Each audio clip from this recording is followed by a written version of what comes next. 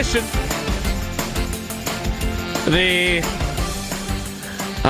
Just to clarify, I'm not talking about it anymore. Edition. Do I seem frustrated? Well, yes, Matt, you do. Edition. And it's Tuesday. He's not getting preempted. The Badgers outsider scheduled to appear.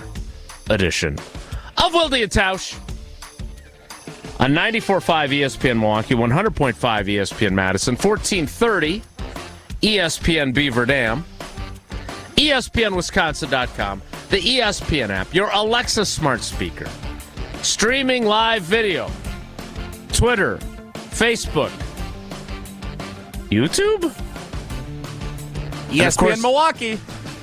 And of course, we're still allegedly impersonating a radio show, which, yep, guilty as charged.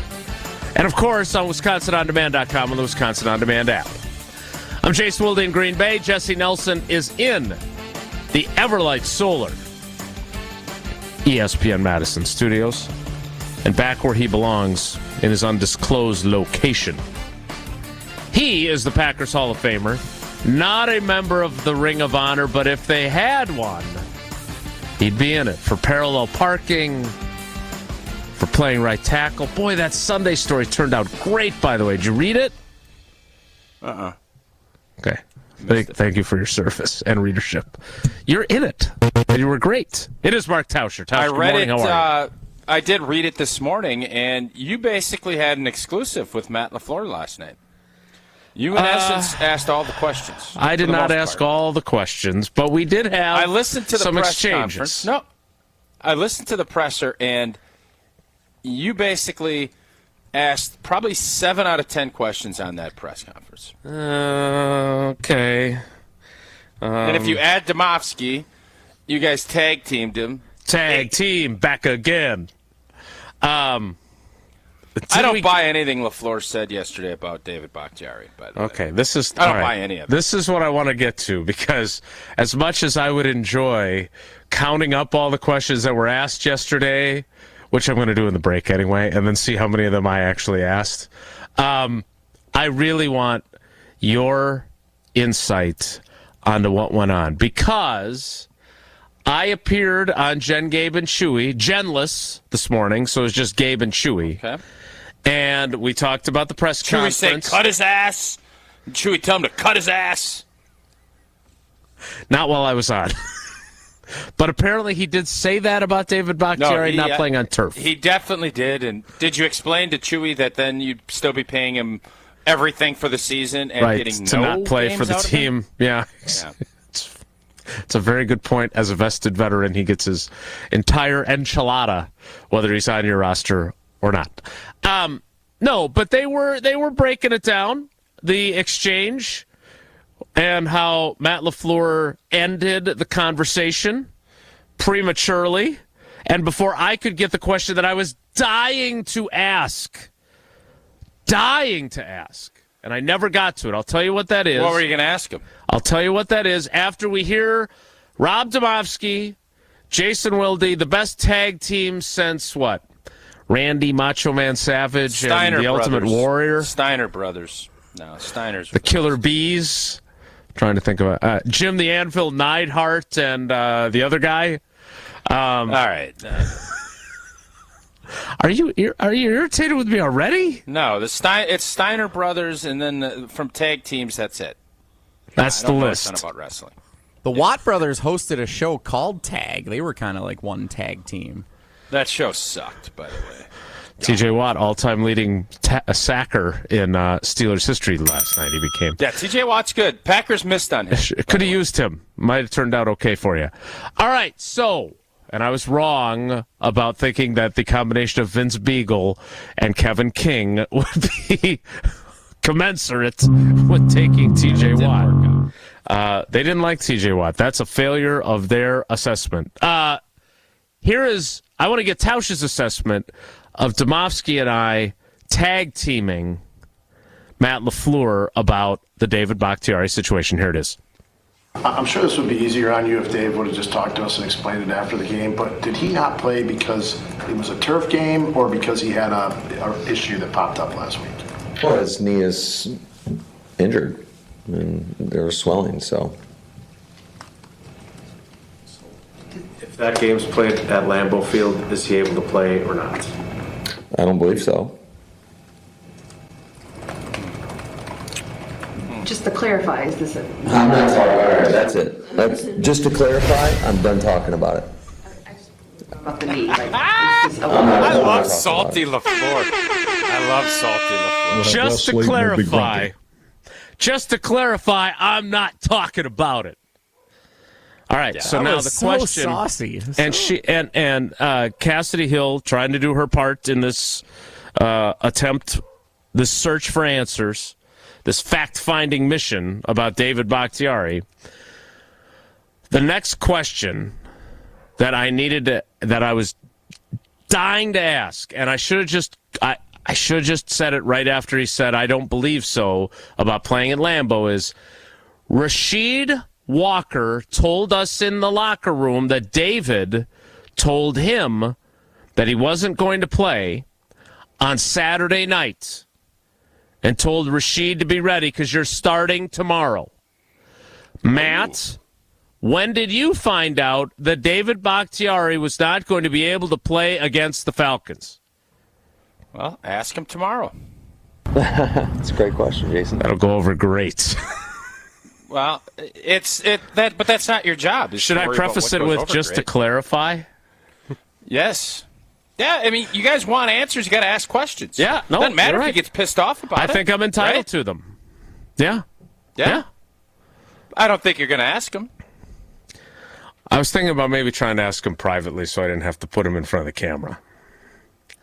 That was kind of my thought process. Because I do think, don't you agree, Tausch, that that's a really important question? If David is telling his replacement on Saturday night, hey, man, I ain't playing tomorrow, right? That's kind of a big deal, no?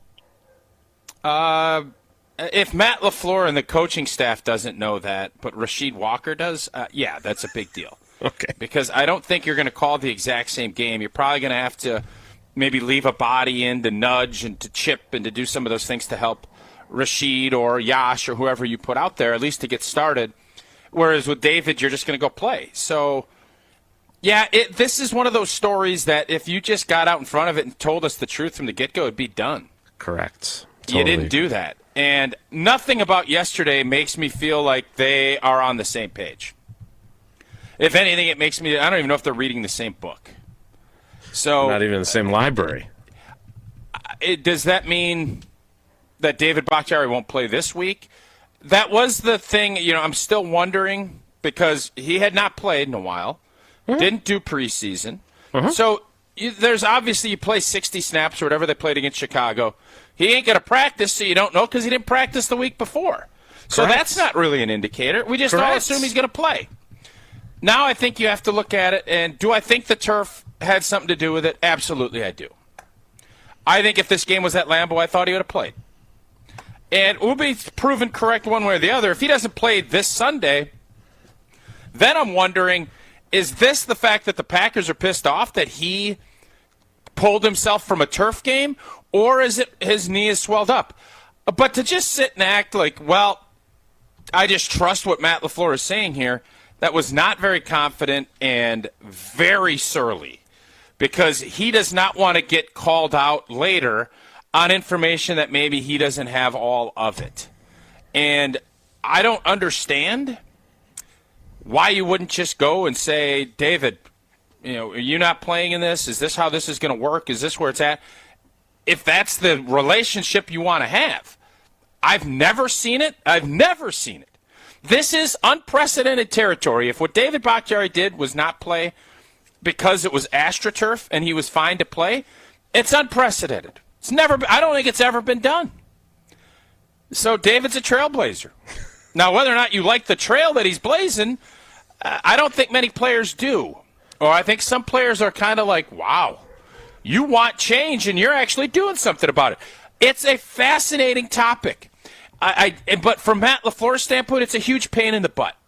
He doesn't want to deal with this. He's mad about the loss, and I think this has made him even surlier about this loss because No that doubt. was probably you've covered him now. This is 5 years, right? Correct. Going into his yeah, fifth season. Was that the surliest he's ever been? Yeah, that was pretty surly. Yeah. There you go. And I think David Bakhtiari's not playing, and the fact that I don't think he knew about it. I don't think Matt LaFleur knew about it. At the earliest, he knew about it on Saturday. I don't think he knew. Did he know about it before Rasheed Walker knew about it? That's the question. That I didn't get It would that. be great if you'd asked him that. Yeah, I totally agree. I want to try something out on you. So we were talking about how David Bakhtiari can't be the big Lamborghini because that's already taken. And he's a trailblazer, right? I'm thinking about the Oregon Trail and dysentery and the T-shirt I got you. How about we call him the Big Conestoga? You could try that out. Do you like it or not really? Well, the thing about a Conestoga They're kinda is rickety. it's down and dirty, and it goes through a lot of stuff. You got old potholed, rock-infested roads. You're constantly breaking down, and you got to put new wheels on it. So I don't think it's great, but you have to sell it, not me. It's just an idea. All right, so I don't know how we move forward on this. David, I don't know when he'll speak to reporters again. I don't know how he'll answer questions.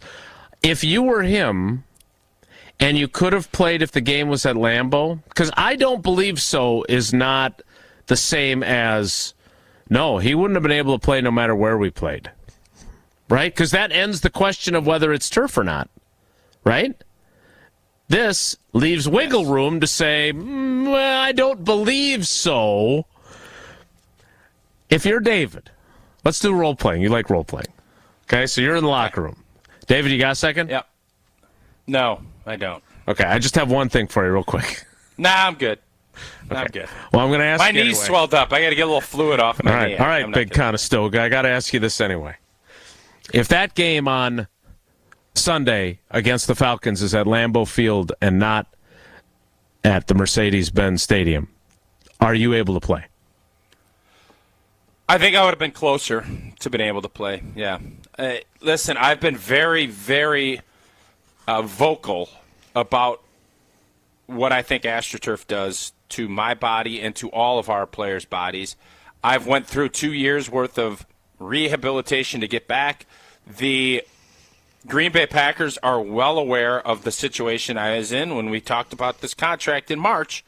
I let them know I'm not going to be able to practice the way I want, and there's going to be some games if we're playing on turf. I don't know. If I don't feel it, I'm not going to play. And they were okay with it. So you have to take all of that up with Matt LaFleur and with Brian Gutekunst because they were well aware when I was brought back this year, after everything I've been through, there's some games that I might not be able to answer the bell because my knee is in this condition that it is. So you've got, turns out, 4 games left on turf, not 3. Yeah, and you know what? Maybe the next one I'm going to feel better and I won't have that residual. You have to understand I hadn't played in a while. I just got done with the Bears. My knee didn't feel great Wednesday. I was going to practice Thursday, and when I couldn't, you factor that in with the AstroTurf. Yeah, I couldn't pull the trigger for Sunday's game. Do your teammates hate you for not playing on turf? I think my teammates understand the situation. I mean, I'll do anything to get out and play with my guys. Like, I'll do anything to play with my guys, except play on AstroTurf. All right. That last question was not how I would phrase it, nor how David would probably answer it if I did phrase it that way. That was really good. He could take those coaching points. That would be a good way to handle it. Well, that would be the a only smart thing is, play. I don't know if any of that's true. That's If you haven't had those discussions, I was just going to ask. if he's doing this roguely, if he's just doing this without anyone knowing, that's a problem. as an organization, you just went through getting control back of your football team Now your left from tackle's a taking it away. 4-time MVP. I've never seen this. I've never heard of an offensive tackle that can do this. God bless David Bakhtiari if he's because players want control. We never get it because we're always 2 plays away from getting cut. David Bakhtiari's pulled something off that I haven't seen ever done.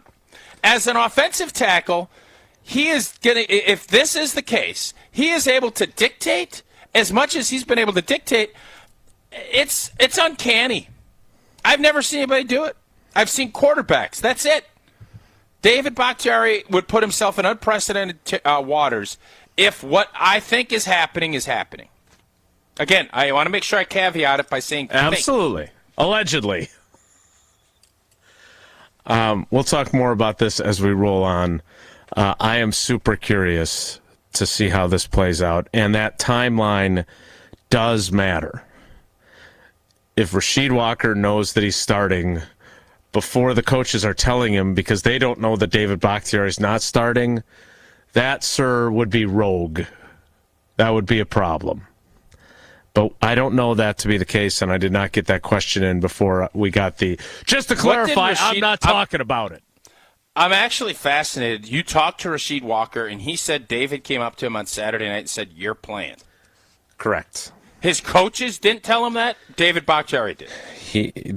Let me read to you the quotes from Rasheed Walker at his locker yesterday. You've been taking first-team reps in practice? I've been taking first-team reps in practice. Bach told me that he wasn't going to be able to go on Saturday, so I was ready to go.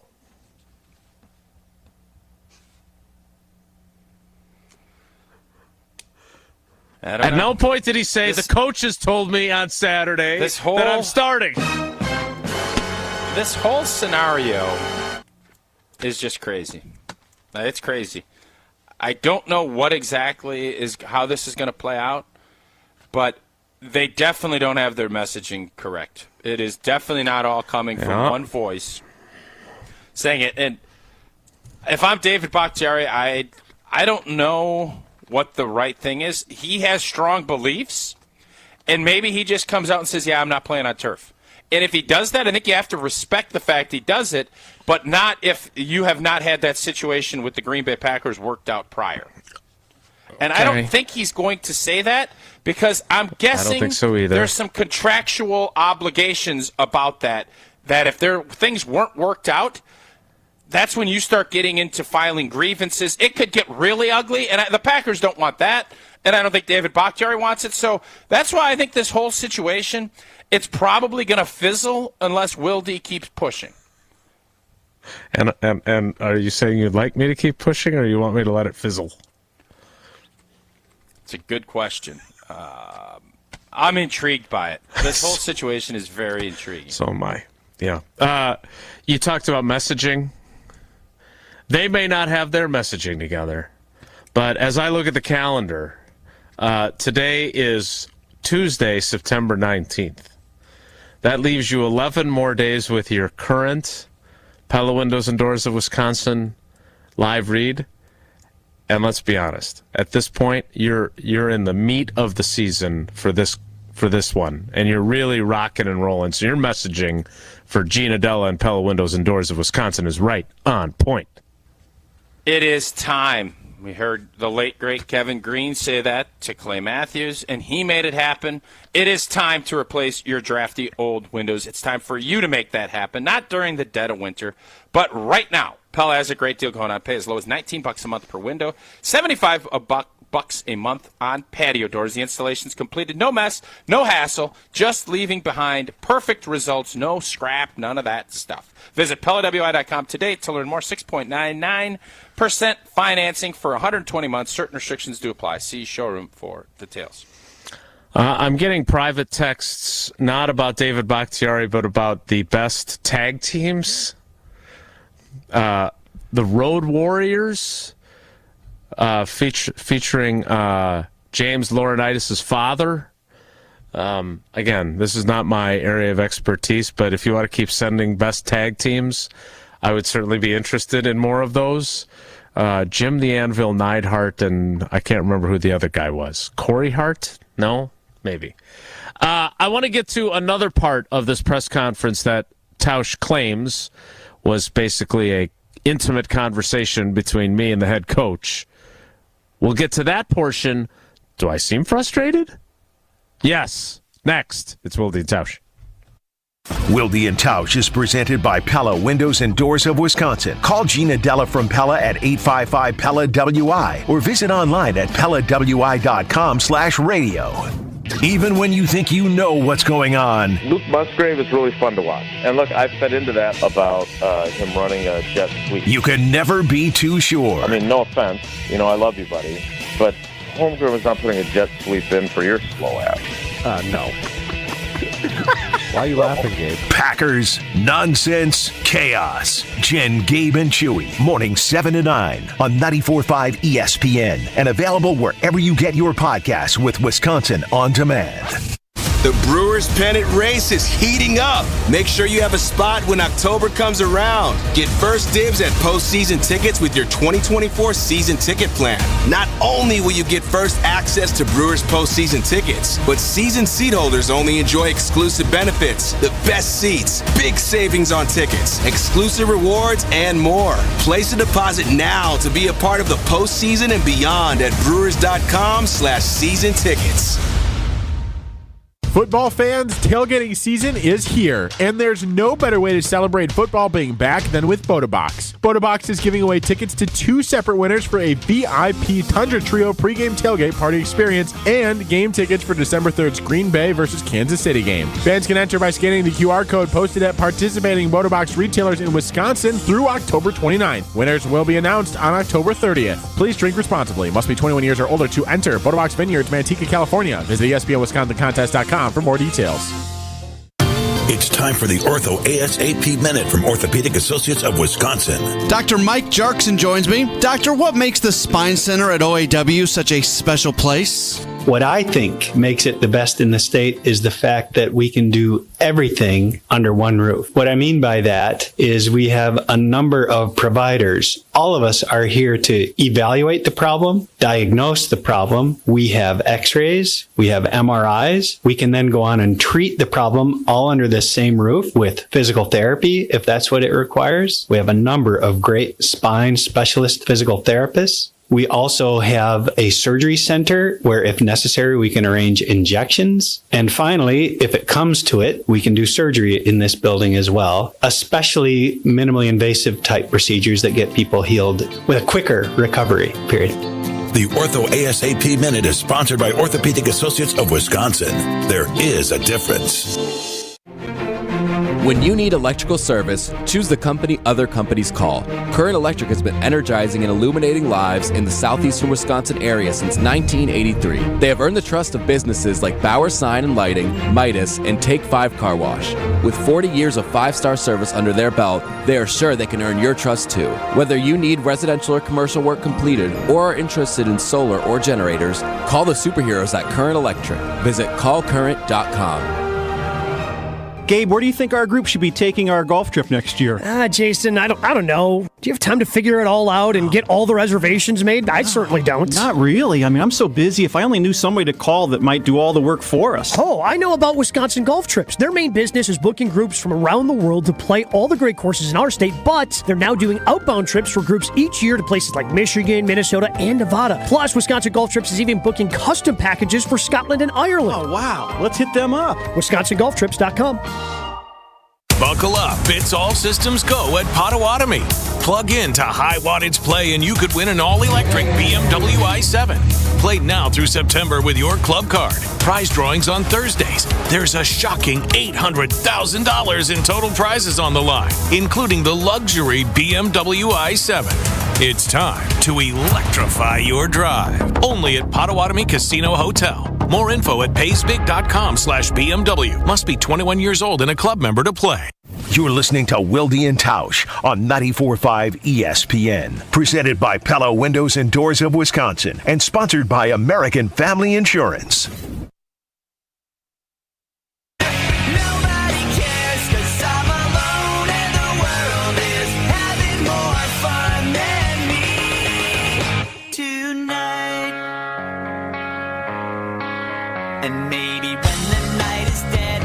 Bret Hart, Jim the Anvil Neidhart, and Bret Hart.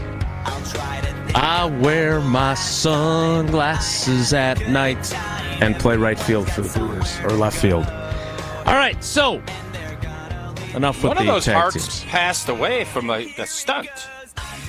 The Hart. I believe Jim the Anvil Neidhart is no longer with us.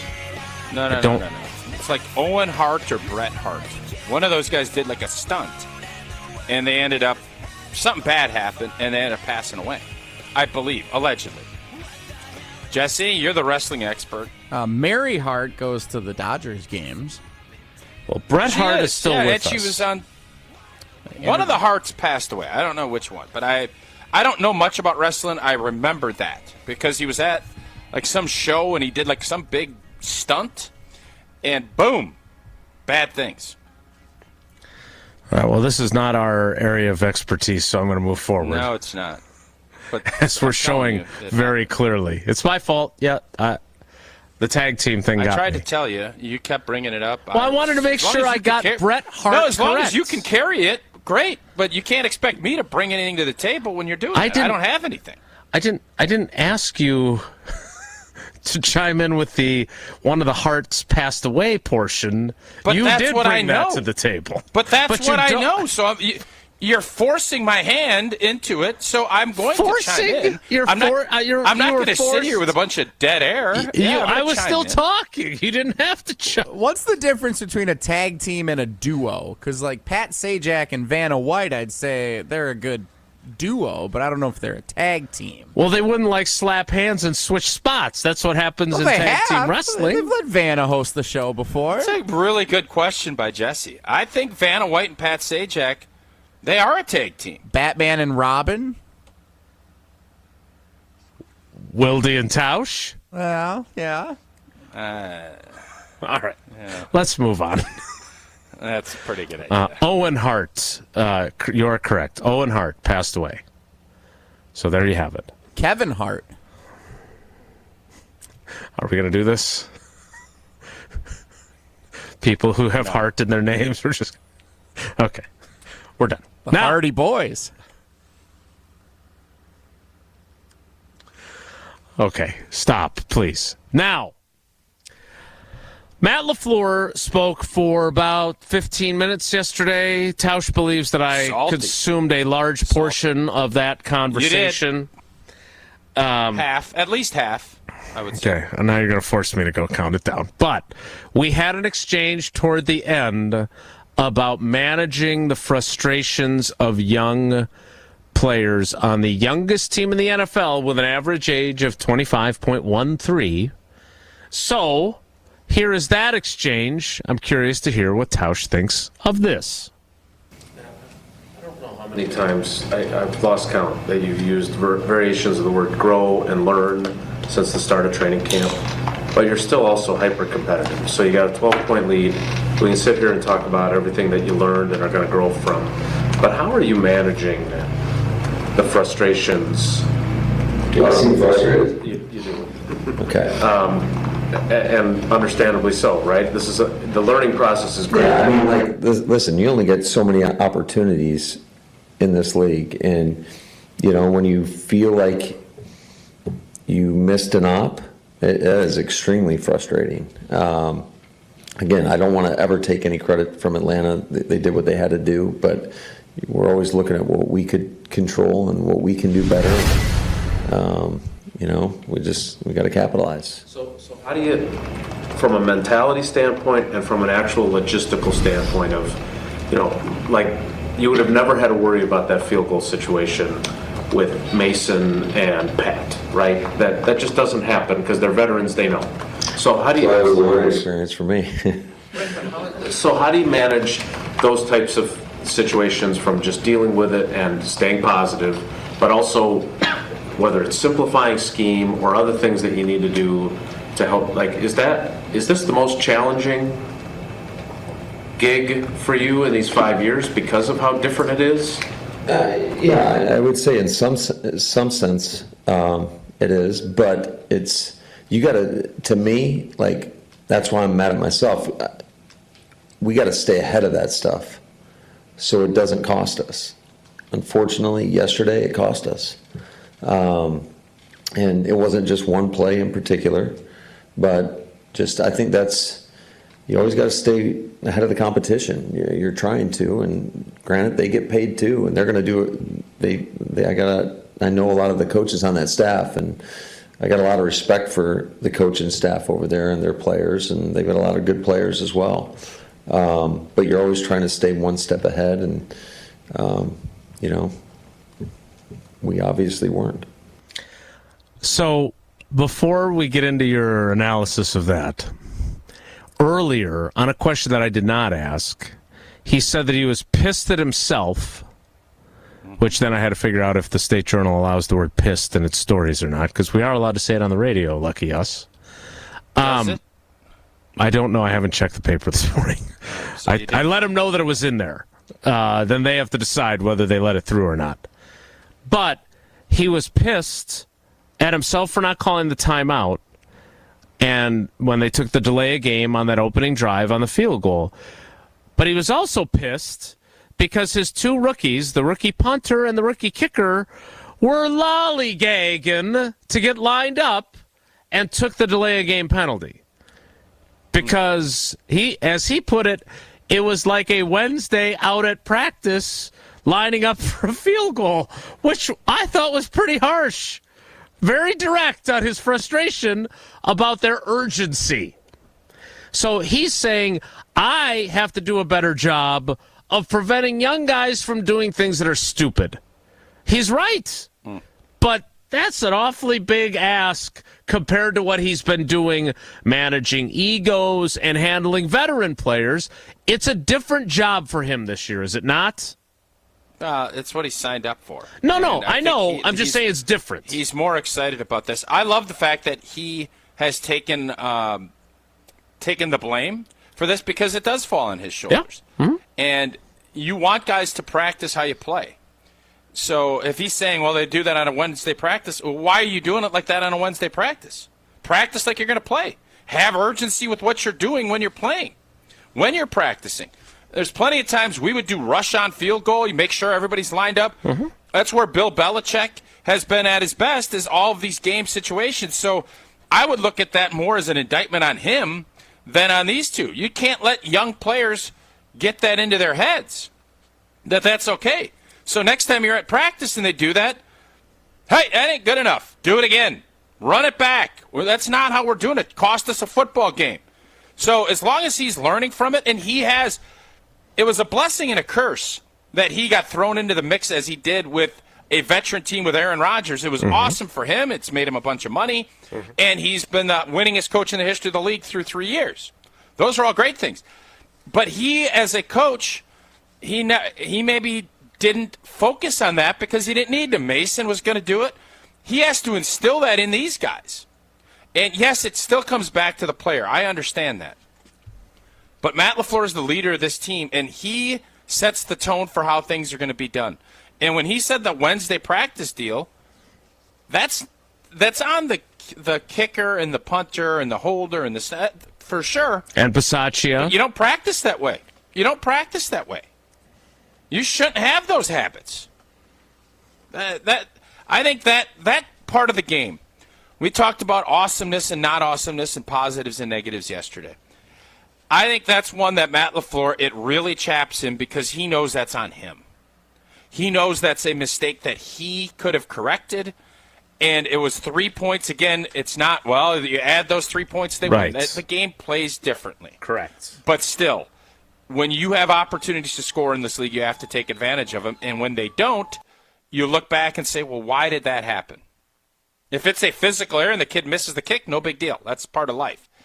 But those errors that are unforced and just because you don't have your blank together, that's what you got to get rid of. And that's what Matt LaFleur, I'm sure, his saltiness yesterday, I'm guessing isn't going away. He's not sweetening over the next 2 days. If anything, he's going to get more sour, and the players are going to feel that, and that brings urgency, and I think that is always a good thing. And that, if you go 2-0, I don't know if you have that. So you have to look at how can I get a positive out of this negative. And Matt LaFleur's tone and approach yesterday, I blanking loved it. I loved it. It was my favorite Matt LaFleur of all was yesterday. Would you agree with my assessment that he's frustrated? Oh, God, yeah. Yeah, at a lot of things. At a lot of things, he's frustrated. Well, you know what he should do then? What's that? Chill with a little Coors Light. That would help, wouldn't it? It should. Coors Light brewed with a 3-step cold process, cold lager, cold filtered, and it's cold packaged because it's made to chill. Born in the Rocky Mountains of Colorado in 1978, Coors Light is refreshing. It is crisp. It's only 102 calories. That's why it is Coors Light in my hand when I need a moment to chill. Celebrate responsibly. Coors Brewing Company, Golden, Colorado. The LaFleur and Wilde show continues with some conversation about A.J. Dillon. Next, it's Wilde and Tausch. On air, online, and on demand. Get all your favorite ESPN Wisconsin content anywhere you get your podcast for free. The new Wisconsin On Demand. It's free, it's everywhere, and it's for you. You're just going to have to live with it. That's what I told myself. And if you can believe it, that's what the doctors told me. Since Andy was a boy, he had health issues, which later we would find were primarily due to his trouble breathing. So for 36 years, Andy lived with about 85% blockage in his nose. He had to breathe through his mouth, because when he tried to breathe through his nose, it felt like he was being suffocated. It affected his sleep, his work life, and his ability to play sports. And he wasn't going to let it ruin his life anymore. So he came to Advent. As bad as it was, his problem required a simple solution. In-office balloon sinuplasty and turbinate reduction. Procedures you won't find offered by big box healthcare. This is Dr. Madan Kandula. It's definitely possible that your nasal breathing problems have a simple solution too. You can hear Andy's story in his own words at adventknowsandy.com and begin on your path to breathing well and living better. AdventKnows.com. Results may vary. Looking for a totally rad flavor adventure, brochachos? Look no further than Surfer Boy Pizza as seen in Stranger Things. Each mouth-watering variety contains rich tomato sauce, delicious mozzarella cheese, and a gnarly range of toppings. The crust is crispy on the outside and airy on the inside. You'll think it was hand-tossed by the Surfer Boy Pizza dudes themselves. Look for it in the freezer aisle at your local store and buckle up your taste buds with Surfer Boy Pizza. What can you do in about an hour?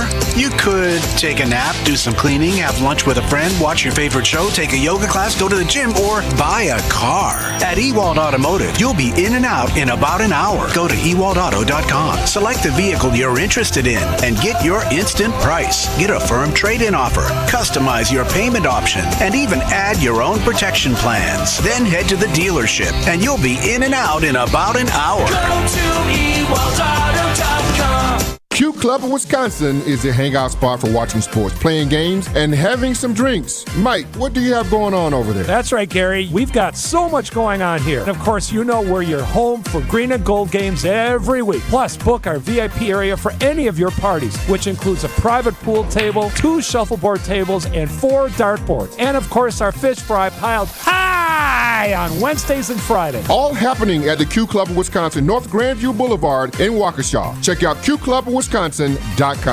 Life's better with a home policy from American Family Insurance because you'll feel protected no matter how the wind blows. All so you can keep enjoying the home of your dreams. And our expert agents can help you save up to 23% when you bundle home with auto. Insure carefully, dream fearlessly. American Family Insurance. Get a quote? Find an agent at amfam.com. Products not available in every state. Visit amfam.com to learn how discounts may apply to you. American Family Mutual Insurance Company, SI, and its operating company, 6000 American Parkway, Madison, Wisconsin. Brian, why are you stacking books on the floor? I want to stand while I work. Standing desks are all the rage these days. Well, it's a good thing that these desks move up and down. You did know that, right? What? They do? Yeah, we're not messing around here. This is great. Now, only if I had a chair to swivel around in. Do you just not pay attention to everybody else's desks? Well, no wonder I'm not getting much done these days. Coakley Brothers and Brothers Interiors, the official moving and furniture provider of GKB Milwaukee. Fisco is always there for your auto body care. When accidents happen, Fisco Auto Body on Forest Home in Franklin is there when you need them. Got a broken mirror? They'll take care of it. dented bumper, scratch paint, Fisco Auto Body will take care of it. If there's any damage you need fixed, Fisco has you covered. Their expert workmanship is guaranteed for the life of your vehicle. So stop in for all of your auto bumps and dings. Once again, you know the line. That's Fisco, Fisco, Fisco. This is Wilde and Tausch on 94.5 ESPN. Sponsored by American Family Insurance. Insure carefully, dream fearlessly. Get a quote and find an agent at amfam.com. Live for the applause, pause. Live for the applause, pause. Live for the way that you cheer and scream for me. The applause, applause, applause. Give me the beat of love. Turn the lights on. Put your hands up, make them turn. Give me the beat of love. Turn the lights on. Sources close to the program indicating that the return of in-show trivia, despite our issues with the folks at the YouTube, is making its triumphant return next. I thought that would elicit a more excited response from you. You are the inventor of that. Yeah, I love it. I feel like Jesse's got a lot on his plate. So I've been. Does he have a lot on his plate, or does he make you feel like he has a lot on his plate? I can only go off of how he makes me feel, and it feels like he's got a lot on his plate. Supposed to go golfing with the Badgers outsider today. He's got a lot on his plate. It looks like you guys picked a beautiful day. I don't think it's going to work out, if I had to guess. Well, we'll get to in-show trivia on the YouTube stream on our ESPN Milwaukee channel, because Jesse has still got a stand on the ESPN. When are we going to get our own Wilde and Tausch channel? Yeah, I've been 0 for 3 on the Geriad has put up some geography, as I asked Jesse to do, and Geriad also feels like Jesse's overworked, so 565 did it, and I've gotten all 3 wrong. And somebody said it was a terrible guess.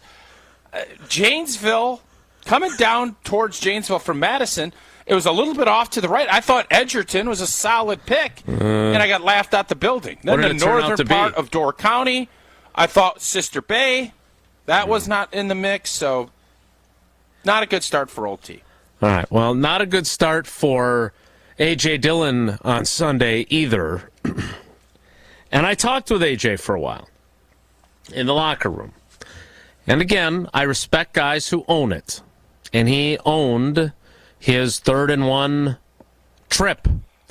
Now, Tausch, you've talked a lot about balance. In fact, in that incredible piece in the Wisconsin State Journal, formulated by your conversation with Brian Bulaga, Iowa, about Zach Tom, you talked a lot about balance and about not getting over your toes. It's exactly what A.J. Dillon did. He saw the hole closing. What he didn't say is Royce Newman not blocking anyone, causing the hole to start to close. And so he leaned forward so he could get his pads ahead of him, and he leaned too far forward and tripped. I appreciate his honesty. Again, he is an extremely honest person. Perhaps to his detriment, some might say. It feels like a Jimmy Leonard situation. I've had interactions with A.J. Dillon just like you have. He's an awesome dude. Loves this state. Is completely immersed himself with Door County. So we all love the person A.J. Dillon. He does great things in the community. He's smart. He gets it. He's marketed himself well. There's a ton of positive things. Mm-hmm.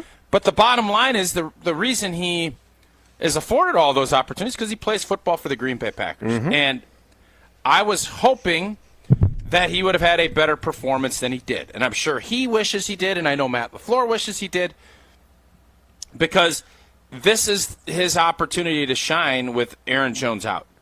He did not shine.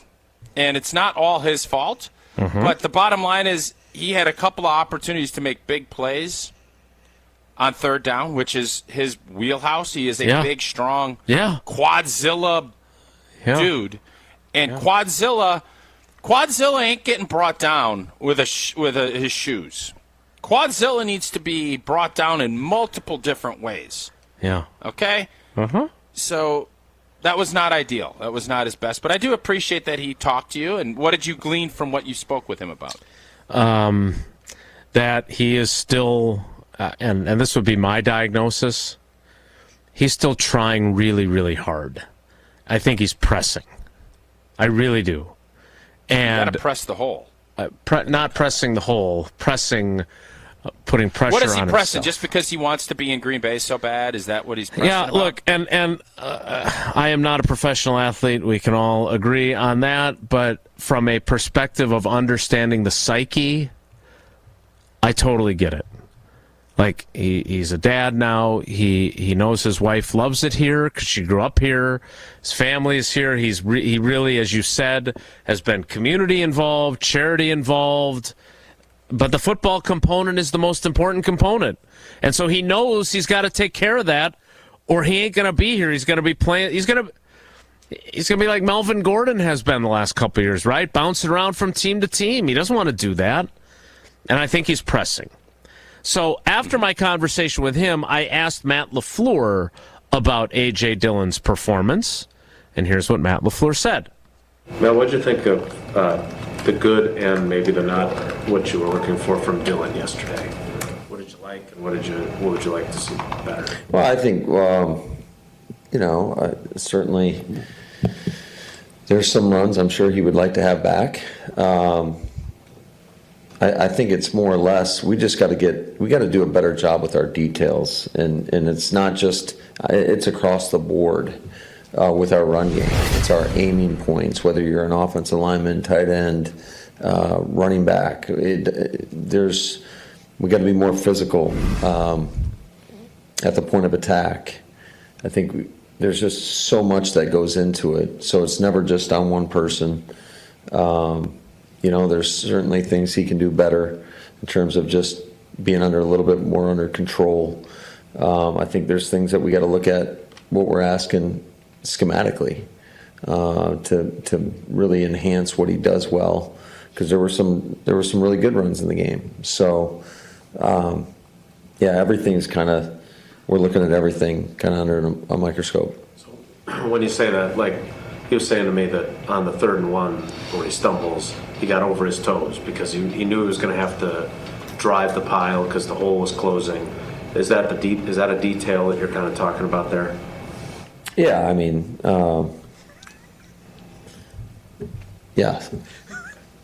That's all I wanted. Thanks. Like, there was not more that I was looking for. I just wanted him to confirm that that's what he was referring to, and he did. So we were good there. But he had a look on his face like, I'm sorry, that's all I'm going to give you. I can't give you any more. That's what I wanted. That's the detail that he was talking about, is you got to keep your balance. No one's trying to trip, right, Tausch? But the responsibility for not tripping is on the player, right? Like, that is your... No, it's on Matt LaFleur. He needs to coach him up and say, don't you trip. Don't you be tripping. But when guys slip and fall... I'll be honest with you. Do you think that of the coaches that you've had, that you've worked with, would they vote you? I think they like you, but I bet they all would say, God, he's annoying. Is that a fair assessment? Because I feel like they feel like you're annoying. Yeah. Is that accurate? Thanks. You think that's a fair assessment or not? I think they would say that I can be annoying. That I am sometimes annoying, occasionally annoying. I think you're from time to time annoying. Thinking that you're very, very annoying. That's, again, just my opinion. Wait a minute. You have a special way about yourself, and Matt LaFleur, I think, is just like I'm guessing every time you put your hand up, or I guarantee you something goes in his head. Oh, yeah. Another 15-minute question from Wilde. By the way, that was a very concise question. That was like 10 seconds. I don't know about very concise. Definitely more concise than the last question you asked. But you did get a good answer, and that's all we care about is the good answers. My job. And for A.J. Dillon, he said something, and Jesse, correct me if I'm wrong. Did he say something that needs to be magnified, or we need to look at that? Under microscope, that makes me... Microscope. There you go. Thank you, Jesse. That makes He's you got wonder... a lot on his plate. I'm trying to help him out. Well, he's got to figure out if the wind and the barometric pressure is going to change so he can go golf later this afternoon. It makes you wonder, is A.J. Dillon secure as the number 2 back? I don't know the answer to that. I think Matt LaFleur is going to start giving more opportunities to other players at that position. That's what that conversation told me. Emmanuel Wilson did not overwhelm either, though, in his limited opportunities. Get him lathered. Let's see what he can do when he's lathered. Does that mean that you will be avoiding A.J. Dillon on Prize Picks, where you choose more or less for carries, yards, been a minute since we've done Prize Picks. I dabbled a little bit with Jordan Love. Game 1 versus the Bears, 12.5. No, he got 12. But it's fun. Daily fantasy sports made easy, more or less. They make the projections. You're not going against Jesse or me or anybody else. It's just Prize Picks' projections. You pick 2 to 6 players. You can go more or less on their projection. You can win up to 25x on your money. Entries can be made in 60 seconds or less. It is that easy. Don't forget to use the promo code WI when you go to prizepicks.com or download the Prize Picks app to sign up and play daily fantasy sports. Again, promo code WI. You put 100 in, Prize Picks gives you 100 to play with. Have some fun. I don't know if Aaron Jones is going to be up. I have not looked at the projections yet this week, but it is Taco Tuesday, so it's a great day to get started. Again, prizepicks.com. We're going to take a break from the LaFleur and Wilde show. I do want to get back to one of our other exchanges, though, because he was really good, and we got a really interesting piece of insight into the quarterback, into Jordan Love, that I really loved. And yes, I'm going to build a story around it later in the week. But next, we need to talk about Elton Jenkins, who has a torn, varying degrees of sprained MCL, and is going to be out for a little while. And what that means for this offensive line, we'll talk about it next. It's Wilde and Tausch. Wilde and Tausch continues next on 94.5 ESPN, presented by Pella Windows and Doors of Wisconsin, and sponsored by American Family Insurance. From the tee box to the green and everything golf-related in between. Who's number 1? Max. Yeah, Max Homa's number 1. It's not even close, right? On the tee with Gabe Neitzel and Stephen Watson. Just because he's been so open and honest already, you get a couple drinks in that guy, like, how open is he going to be? On the tee with Gabe and Stephen, presented by Wisconsin Golf Trips. Tuesday night at 6, right here on 94.5 ESPN, and available with Wisconsin On Demand wherever you get your podcasts. Kevin Morat here from Mentality Men's Health. We hear stories every day in our clinics that what used to work for guys doesn't anymore. Increased cardio, cut out certain food, nothing stops the changes in their bodies, especially the weight. The fact is, years of decreasing testosterone has packed on the belly fat that won't go away. We've introduced a medication, semaglutide, that helps drop 15% of the body weight on average while preserving testosterone. Join the over 20,000 Mentality clients and jumpstart your results. In Milwaukee, go to lowtusa.com. That's lowtusa.com. Football fans, tailgating season is here, and there's no better way to celebrate football being back than with BotaBox. BotaBox is giving away tickets to 2 separate winners for a VIP Tundra Trio pregame tailgate party experience and game tickets for December 3rd's Green Bay versus Kansas City game. Fans can enter by scanning the QR code posted at participating BotaBox retailers in Wisconsin through October 29th. Winners will be announced on October 30th. Please drink responsibly. Must be 21 years or older to enter. BotaBox Vineyards, Manteca, California. Visit ESPNWisconsinContest.com for more details. Let's get the latest from Lambeau. This is your green and gold fix on 94.5 ESPN. Brought to you by Z-Bart of Greater Milwaukee. Want that mirror finish on your car? You need Z-Gloss by Z-Bart. Z-Gloss is a 3-layer ceramic coating that not only gives your car that mirror finish, it protects it from everything that Mother Nature can throw at it. Visit zbart.com for more information. After the Packers defense gave up 200 yards rushing to the Falcons in Sunday's loss in Atlanta, Matt LaFleur said his defense got shredded after the game. And on Monday, he echoed more of the same. I think schematically they presented a few issues for us. I think you combine that with 2 really good running backs, and we had a couple missed tackles. But I think there's things that we've got to adapt and adjust to. The defense will get back on track on Sunday afternoon as they open up their home schedule. Kickoff is set for noon against the New Orleans Saints on Sunday at Lambeau Field. This has been your Green and Gold Fix on 94.5 ESPN. Brought to you by Z-Bart of Greater Milwaukee. Greetings, ESPN listeners. This is Matt Anderson with Maddie's Bar and Grill in New Berlin. I want to personally thank everyone for making our 25th summer amazing. The big backyard at Maddie's hosted over 100 catered parties and live music events, and we are just getting warmed up as we turn the corner into another great Wisconsin sports season. Our 18-foot LED wall, combined with Maddie's signature hospitality, culinary and spirits expertise, and amazing space makes this your ultimate destination for all things sports this fall. I'll see you when I'm looking at you. When you need electrical service, choose the company other companies call.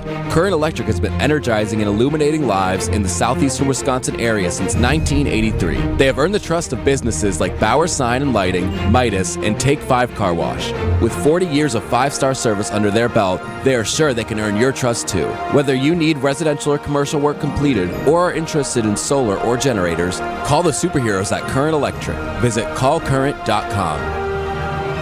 They say seeing is believing, and when you see what's inside at American Place Casino, you better believe you're gonna love it. Because when it comes to amazing gaming, we're a real game changer. With the most exciting of table games like blackjack, craps, and roulette, the newest slots, a sports book, restaurants, bars, and more. So if you're ready for excitement, we'll see you soon. American Place Casino. Change the game. Must be 21 years of age or older. If you or someone you know has a gambling problem, crisis counseling and referral services can be accessed by calling 1-800-GAMBLER, 1-800-426-2537. You're listening to Wilde and Tausch on 94.5 ESPN. Missed any of the show? Find us on Wisconsin On Demand wherever you get your podcasts. It's free, it's everywhere, and it's for you. You'll see when I'm gone, I'm never really gone. You think you're moving on, but no one's gonna feel like. Thought it would be easy to forget me. Let go of the memory. In break trivia is up on our video feed.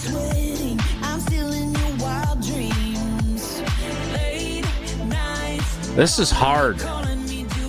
I got the number one TV show. I think I've got the Sunday Night Football TV network. Do you know what year it was? The category is, for those not watching, the last time Wisconsin lost at Purdue. And then some facts around that. I want to say 96, 95? 95 or 96 is what I'm thinking. Okay. Mm-hmm. I don't believe, because we won in 99 there. I don't know if we won in 97 there. I think we did. So it's either 95 or 97. Am I guessing correctly, or is that not part of the deal? You're in the right ballpark. I'll reveal it at the end. So Seinfeld is the number one TV show. Yep. Sunday Night TV Network is ESPN. No, it is. I feel fairly confident in that. No, I don't think so. Well, there wasn't one then. I was going to say TNT. TNT had the Sunday Night Vern Football Lundquist on the call on TNT Sunday Night Football. They actually split the package with ESPN in this year. Yeah. So ESPN was also right. Well, sure. Al McGuire. We'll give it to you. Yeah. Al McGuire. And Al and that whole team. Paul McGuire. Paul McGuire. Joe Theismann. Joe Theismann. Yeah. Okay. All right. Well, we can keep playing that on the video feed if you're watching on YouTube or on Twitter or Facebook. You can find that. You can play along with us on there. Now, Tausch, did you ever have an MCL? An MCL? Oh, yeah. Yeah, every time I tore my ACL, I tore my MCL. So did you ever have a exclusive MCL tear, not when you had an ACL? Yes. So what is... I tore it down in... I came back. Down in Tampa, I actually sprained/tore my MCL. So what is Elton Jenkins up against, and what kind of timeline did you have? Because I know there are guys, Marco Rivera, you, who play pretty quickly on it. Probably not the smartest thing to do, but those were the kind of guys you guys were. Well, I think, and also we wouldn't have played on turf, I don't think, had that been the case. Fair. Had that been an option for you, sure. Jason, in fairness, it all depends on what I understand the sprain is. If it is tore completely off the bone, you're looking at probably 6 to 8 weeks. If it is a normal regular tear, probably 2 to 4. I would think that if this comes back and there's no other meniscus or bone bruises or anything else, I would think it'll be probably 2 to 4.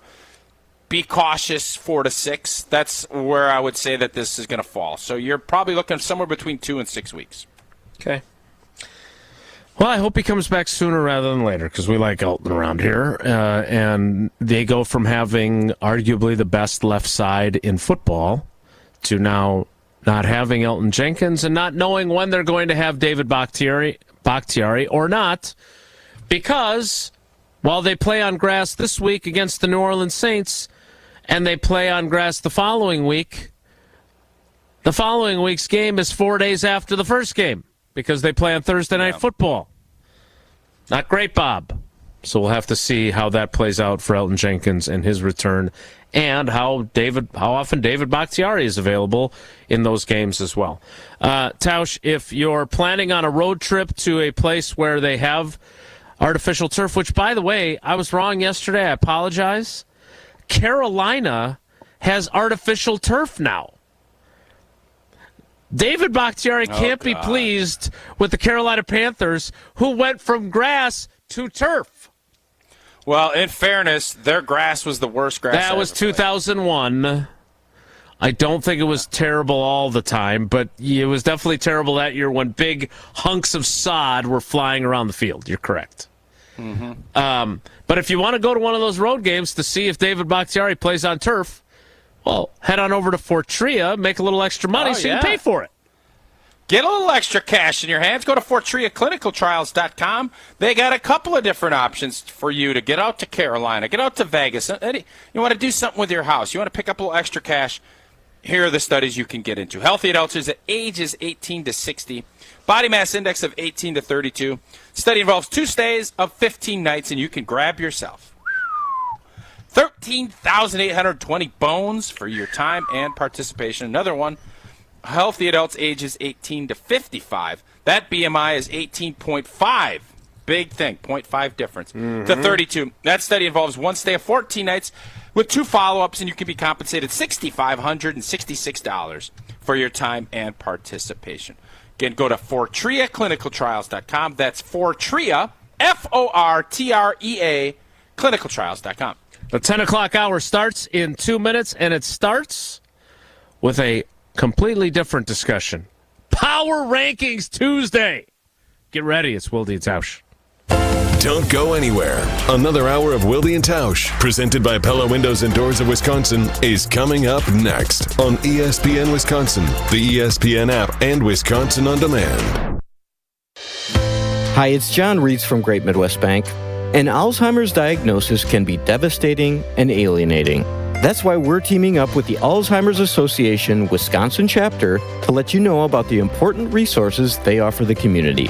If you have questions about Alzheimer's or other dementia, call their helpline at 800-272-3900. Any day, anytime, free of charge. The Alzheimer's Association provides support groups to both patients and family members. They can also connect you with other people who know what you're going through. Education programs are available for caregivers both virtually and in person. You don't have to face this disease alone. You have the Alzheimer's Association by your side. The helpline phone number again, 800-272-3900. And visit GreatMidwestBank.com to learn more about GMB's commitment to community and our Simply Giving mission. The Saganiac Planning Marquette Championship moment. Every second Dwayne Wade was on the court. This year, first ballot Hall of Famer. First ballot. It's special to just be in the Naismith Basketball Hall of Fame, regardless of how many years it takes. Marquette superstar Dwayne Wade called flash in the pros. He was D-Wade, microweight, tidal weight at Marquette. Drop them all. Dwayne Wade has only one nickname left, and call him when you see him. Dwayne Wade, first ballot champion. Level funding for your corporate medical insurance plan allows small to medium-sized employers to create a plan tailored specifically to meet the needs of your employees. Level funding provides the employer with predictable monthly payments, regardless of claim activity, allowing for better budgeting and peace of mind. For more information how level funding can benefit your company, call Aaron Belowski, Saganiac Planning, 262-783-6161. That's 262-783-6161. Saganiac Planning, a name synonymous with employee benefits and top-notch service. Tune in to KBN every day at 2. 94.5 ESPN is WKTI and WKTI HD Milwaukee. A locally owned Good Karma brand station. I've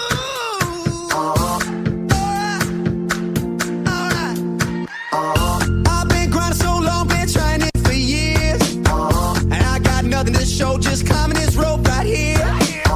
And if there's a man upstairs, he kept bringing me rain. But I've been sending up prayers and something's changed. I think I finally found my hallelujah. I've been waiting for this moment. 10 o'clock hour, which will include trivia and the Badgers Outsider, begins now, but it begins with Power Rankings Tuesday. Jesse, I'm going to be honest with you. I want to thank you for not putting the link in the rundown, because I tend to click it and then I know where the Packers are. Did you do that on purpose, or did you just forget it like the live read listing? No, I just made the thing last night before the rankings even came out. I just knew there'd be some interesting stuff to discuss from the rankings, because we love the power ranking. It's one of our favorite things. No doubt we do. Who's number one? Tausch. Who's the best team in the NFL entering week 3? San Fran. Is it that obvious? I think so. Oh, it is. You're right. Who's the second best team in the NFL entering week 3? Dallas Cowboys. Is it that obvious? You know, for a weak conference. Well, top heavy? I agree with Tausch. You're right. Cowboys check in at number 2. Who's the third best team in the NFL entering week 3? Philadelphia. Could it be? Is it that obvious? How about that? NFC with the top 3 spots in the power rankings 2 weeks into the NFL season. Yeah. Take that. Who's the fourth best team in the NFL, Tausch? Well, if they hadn't blown a 12-point lead in the fourth quarter. No. Oh, you have the Packers in your top 5? No, if they hadn't blown a fourth quarter lead, they were what, 14th last week? They'd be 2-0. I think the Miami Dolphins are at 4. I'm going to say they're... Oh! He's got it! I'm going to say the Miami Dolphins too then. It's the Dolphins! Okay. I was going to say the defending champs were going to be 4. No, I think they'll be 5. Even though they're 1-1. Yeah, I think they'll be 5. Okay, Tausch. Oh my gosh. Who's the 5th best team in the NFL? Way. No, he's got... Yeah, I just told you. I think it's the Chiefs.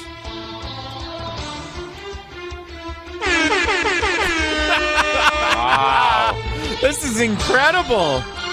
I feel like I'm hosting The Price is Right with that game. Ladies, do I have one number right? Do I have 2 numbers right? That was awesome. I don't know if you've ever done that before. Well, it's because it's 2 weeks in and you've got a pretty clear line of demarcation as far as where these teams are at. Yeah, but there's other teams that are 2-0. And you got it right it's there. Not the same. You know, it's some 2-0s aren't as good as other 2. It's true. They're not all created equal. Sure. Like, if you look at where Tampa Bay's at, impressive win, like up in Minneapolis, but I mean, the Bears stink. I don't think anybody thinks Tampa's going to be there at the end. I am intrigued to see where New Orleans is on that, because obviously they're coming into Lambeau, and that will be a stern test for this young football team.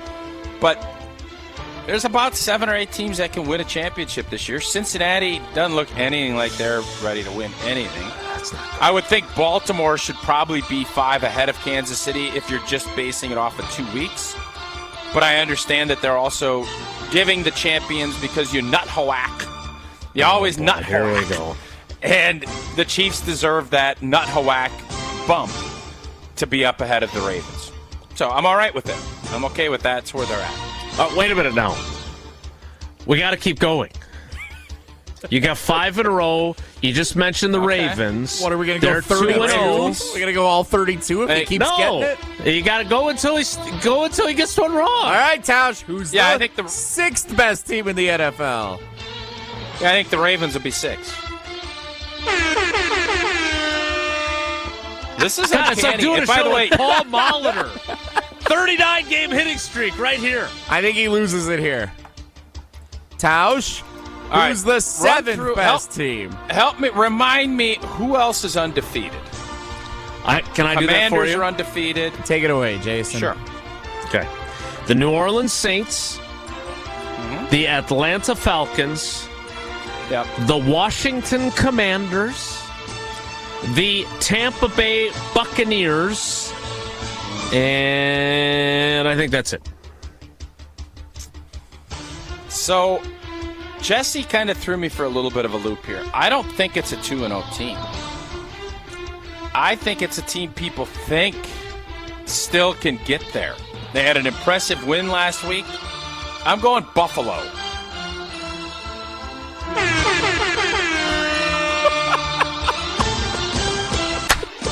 This is getting Let's ridiculous. go! 7 for 7 to start the power rankings. If this was the 7 at 11 on the old Sunday Karma, we'd have a winner. He'd be sitting courtside.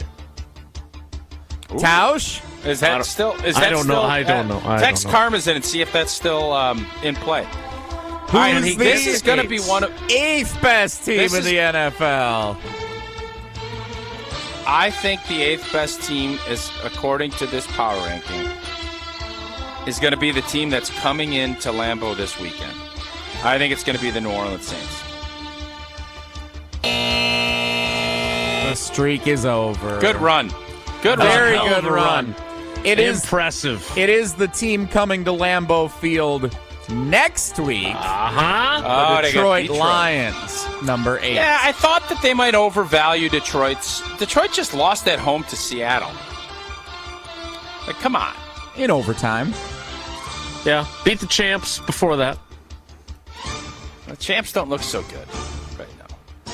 Fair. Champs shouldn't be in the top 5 as we sit here right now. Now, I think they will be at the end. But what's beautiful about power rankings, it allows you to use your prisoner of the moment energy and play off of that. And we did that. So I think you're seeing a lot of uncertain teams. You have this big, mushy middle. You got the teams that have no interest in winning, and then you got the teams that are all about championships. I think it's as clear of a line this year. There's going to be some teams that will surprise you. I hope the Green Bay Packers are one that can sneak in and make some noise because they're going to get better and better as the year goes on. But I don't know if I've seen the year everybody was attempting to tank for Tua. With these 2 quarterbacks everybody's in love with, in Caleb Williams and Drake May, I think you're going to see more teams lose bigger and worse, especially as the season unfolds in 2023 than we've seen in a long time.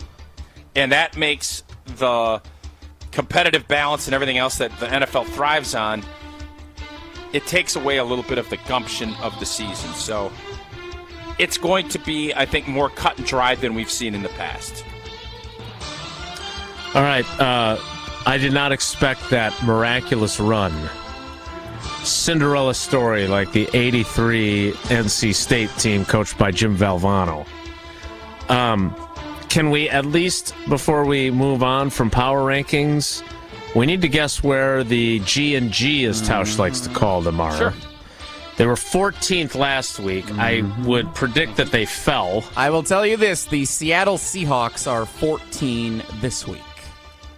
And they're 1-1. Okay. I think the Packers will be at 17. 17. So only a 3-spot drop, losing to a 2-0 team, and you were leading going into the fourth quarter. On the road, Yeah. Okay, I don't want to guess the same thing, and because I'm the negative part of the panel, I'm going to say Robin Yount, who had his 68th birthday over the weekend, number 19. 19. Happy belated. The 17th ranked team in ESPN's NFL Power Rankings is the 0-2 LA Chargers. What? The 19th ranked team in ESPN's NFL Power Rankings entering Week 3, the Green Bay Packers. Jason got it. 19. They dropped 5 spots. How can you be behind an 0-2 team? Because the Chargers lost to the Dolphins and the Titans game was in overtime. Jason, you know how they can. I don't. Quarterback. No, it's quarterback. These things are driven by quarterback. How are the their Chiefs coach at 5? Stinks. Deuce Staley, as you like to call him. Brandon Staley. Not so great, man. He stinks so bad that if he gets fired, he'll be the D coordinator for the Green Bay Packers. Now that I like that idea. The Cincinnati Bengals in at 18, the Rams at 20, bookending the So Packers. the Bengals are 0-2. They're also ahead of the Packers? They are, yeah. How many 0-2 teams are ahead of teams with wins? That's it. Just those two. Yep. Quarterbacks. I don't know why. I heard Jordan Love was awesome, so I guess I'm a little surprised that the quarterback issue. He has been awesome. I guess the Patriots and Vikings are 24 and 25. They're ahead of some 1-1 teams. Jason, are people being too soft on their evaluation of Jordan Love? You obviously think I have been.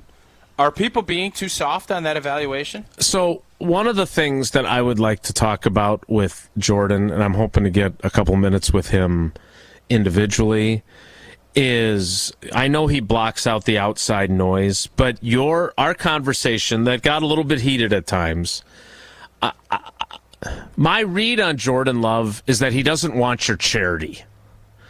He doesn't want you to be nice and pat him on the head and say, it's okay, you're a first-year starter. And I'm not saying that's what you're doing, but I do think that's what a portion of the fan base is doing.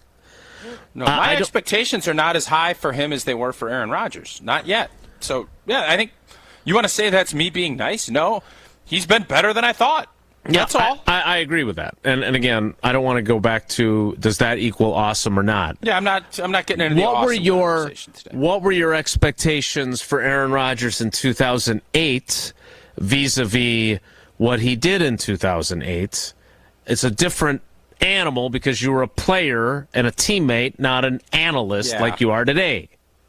It's I can't really make that comp, but Aaron Rodgers had proven a little bit more than Jordan Love had, in my opinion, then. And I thought there was going to be some ups and downs.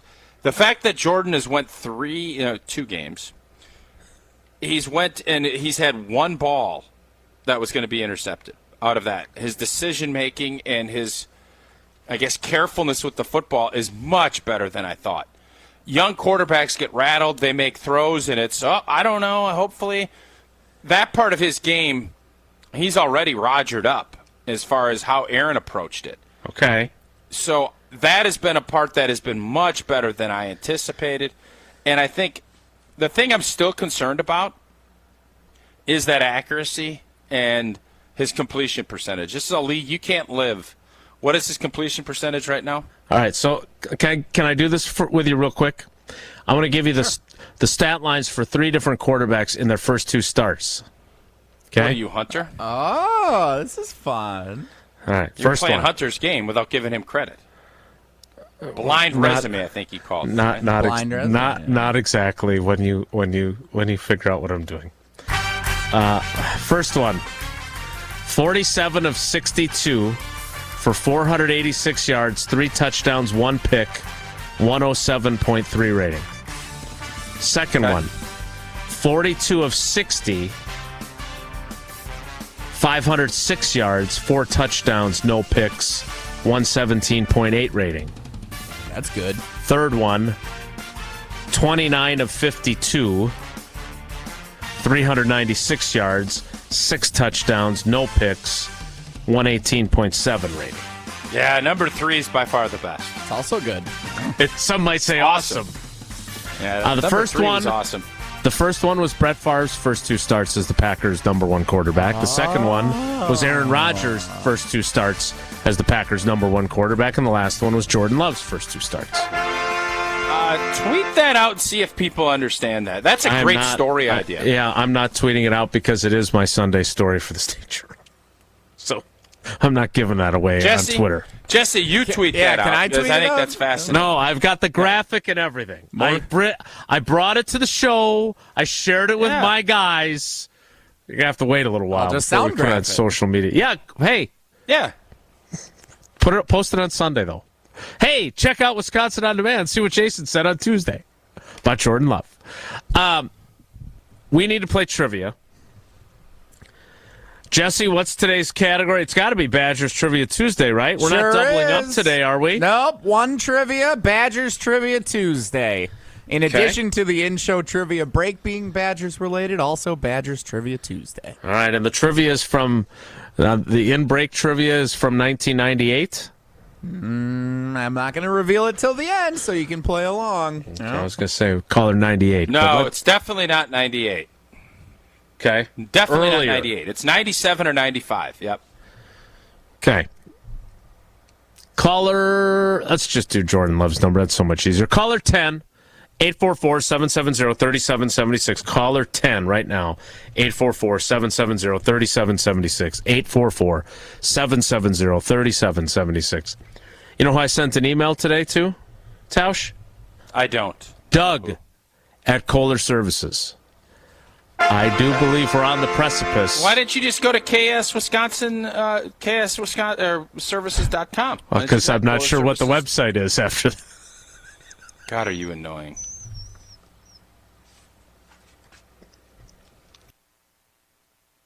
Go ahead. Just talk about Kohler. They're really annoying.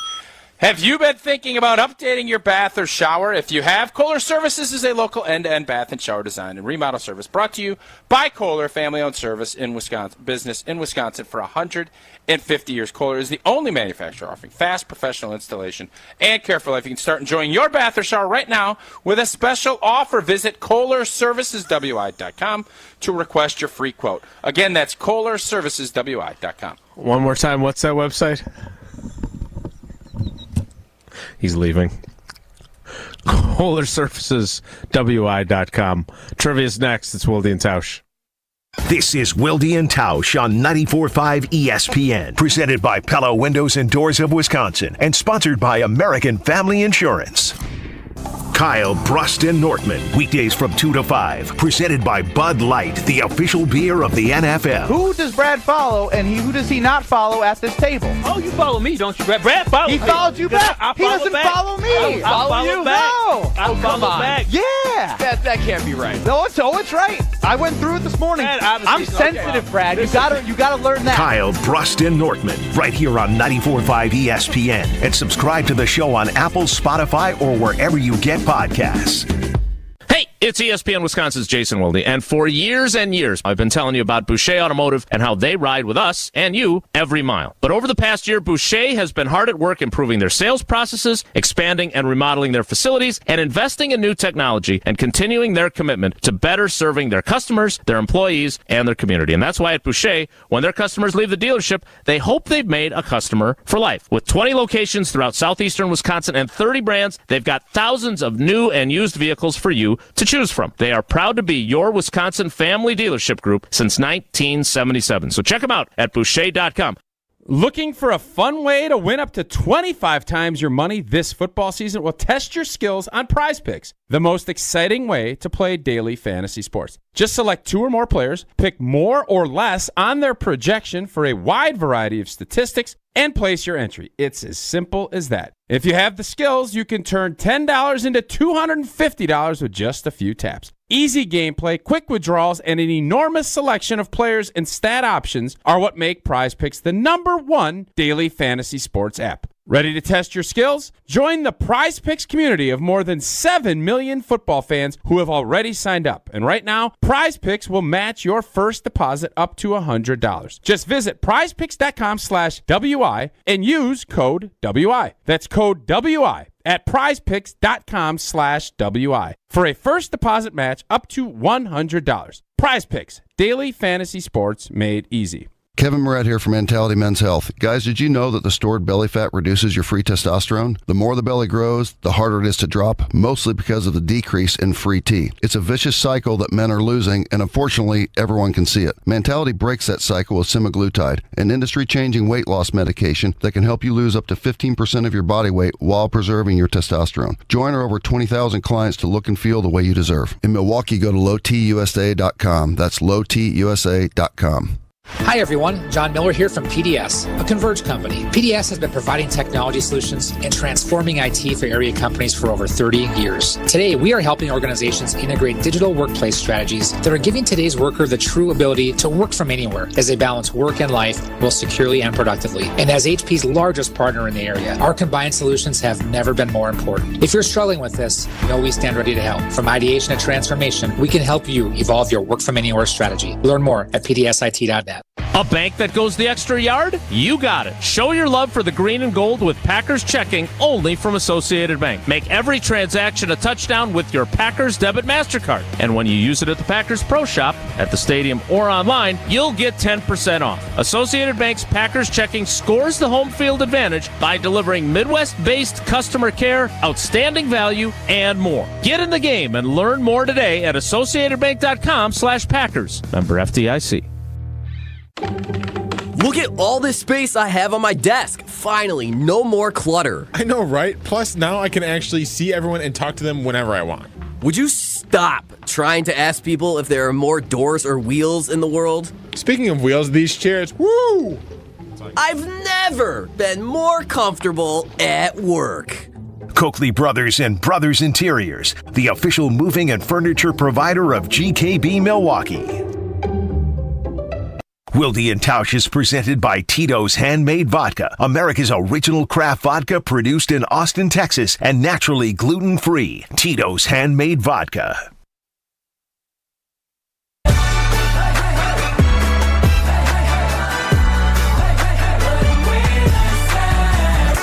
I'm okay. You say it, but you just don't mean it. Time now for trivia. Is there a trick, Jesse, to getting in on the right caller number? No. Because it feels like we've got some people who are really good at it.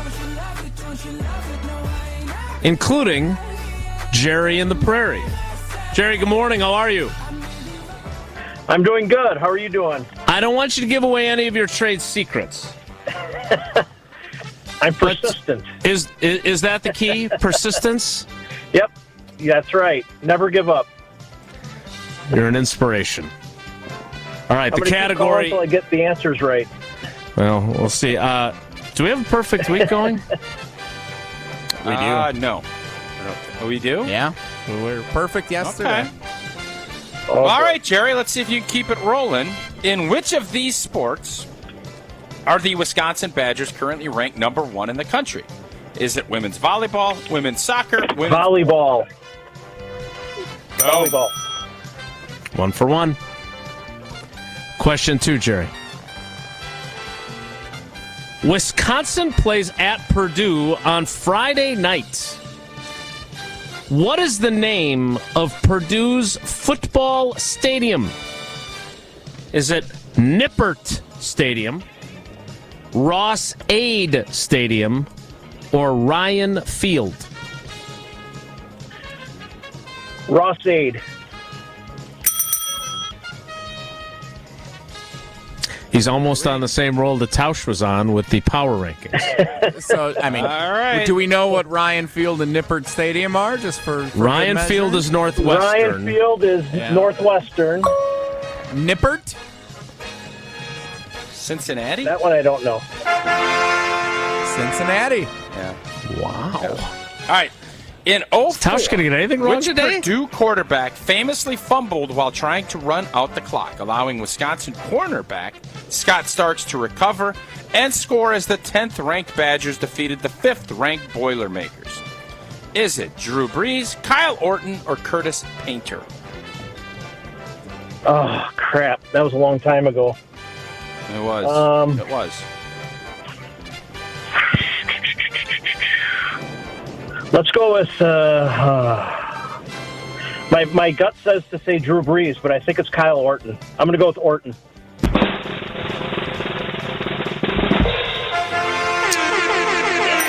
I'll tell you what. Smart move. Jerry in the Prairie is a man of integrity.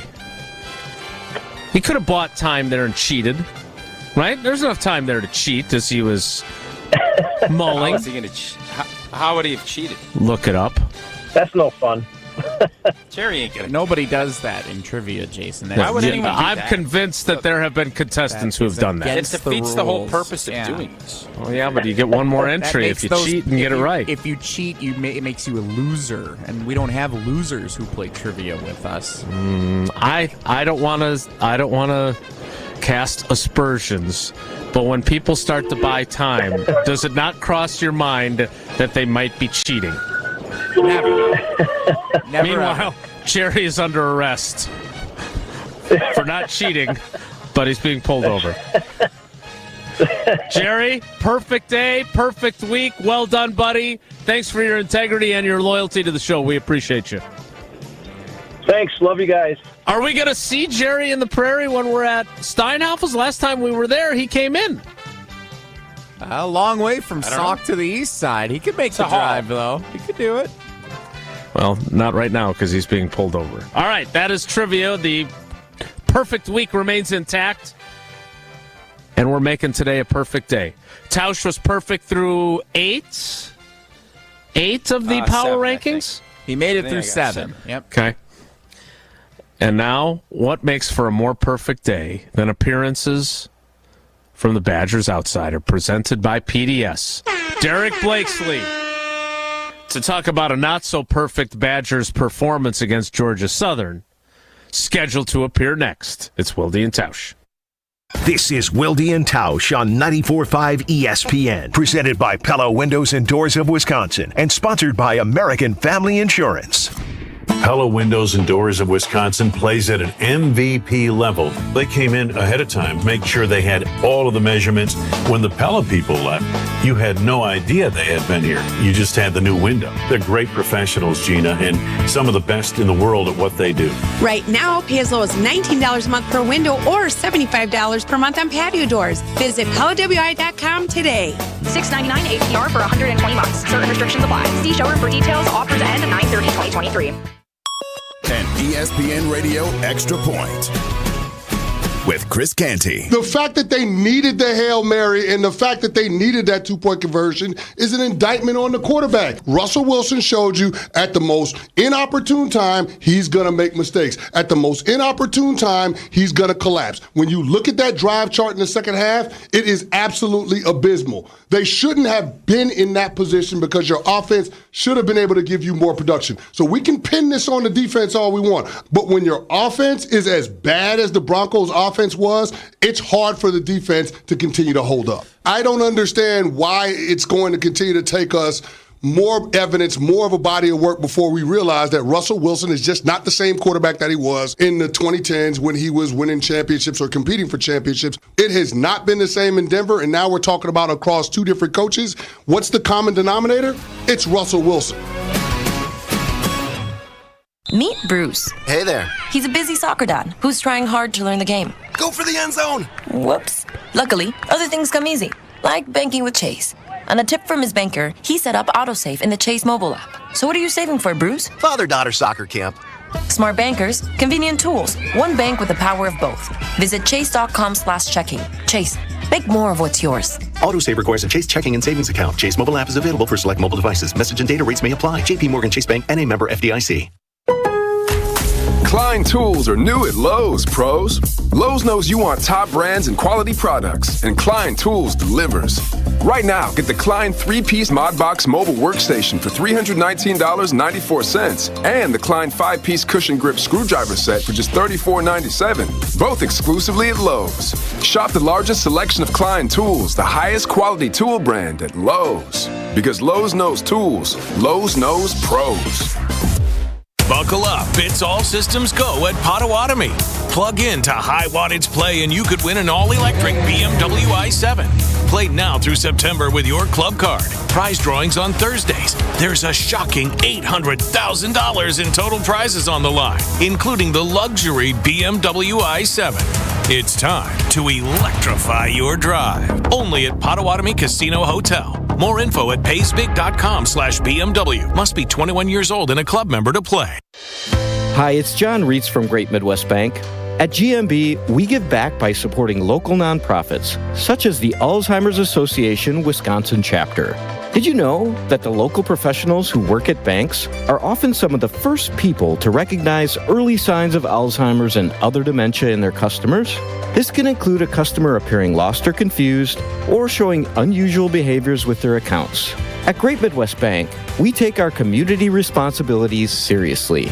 We're proud to be a dementia-friendly bank with training from the Waukesha Aging and Disability Resource Center. If we notice potential signs of dementia during a customer visit, we connect with customers and their loved ones. This fall, you can make a difference too. Sign up for the Walk to End Alzheimer's at alz.org/walk. Visit GreatMidwestBank.com to learn more about GMB's commitment to community and our Simply Giving mission. The Badgers Outsider on Wilde and Tausch is brought to you by PDS, providing IT solutions and transforming IT for area companies for over 30 years. Find what solutions they can offer you at pdsit.net.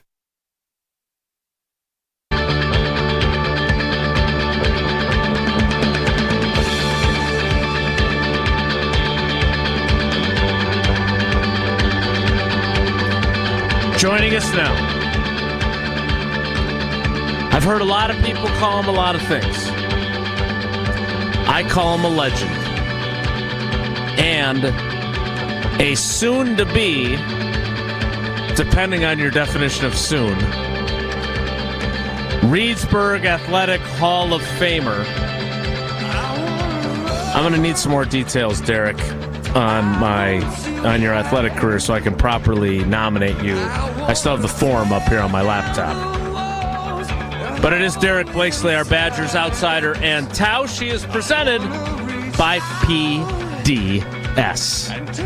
Indeed he is. PDS has been providing technology solutions and transforming IT for area companies for over 30 years. PDS is giving today's worker the true ability to work from anywhere as they balance work and life. PDS wants to be your trusted partner in driving success with enterprise solutions, digital workplace platforms, and managed services that fit your needs. PDS, Paragon Development Systems.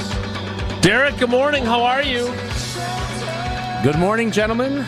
I decided on the way in today that we're gonna take it slow today. We're going to take a step back and move on from the neck-breaking pace that my appearances usually involve and try to be mindful and look at what the heck's going on with this football team. And why are you taking that approach, Derek? Did you feel like you Did you get pulled over by a cop or No. Oh, that was Jerry in the Prairie. No. Did you get over your toes I just feel... A.J. Dillon, you tripped and fell with your talk last week on Thursday about this team? I just feel like I'm in a very weird place in my mental relationship with this team, and I don't know that I have the words. I don't have there's a lot and for the first time in my life, I just don't know. First time? I don't know. And I think I want to be a listener. You know, I want to listen to the expertise of the full-time head analyst, and get his opinions and try to intermingle that. But the one, then turn on the radio dial and listen. Like, what are you doing? You're here. I've got some things. That's not what this is. Boring. That's not what this is. I am not here to be boring. I am telling people that I have. You need a When Madonna lay down. When Madonna reinvents herself, we don't call her boring.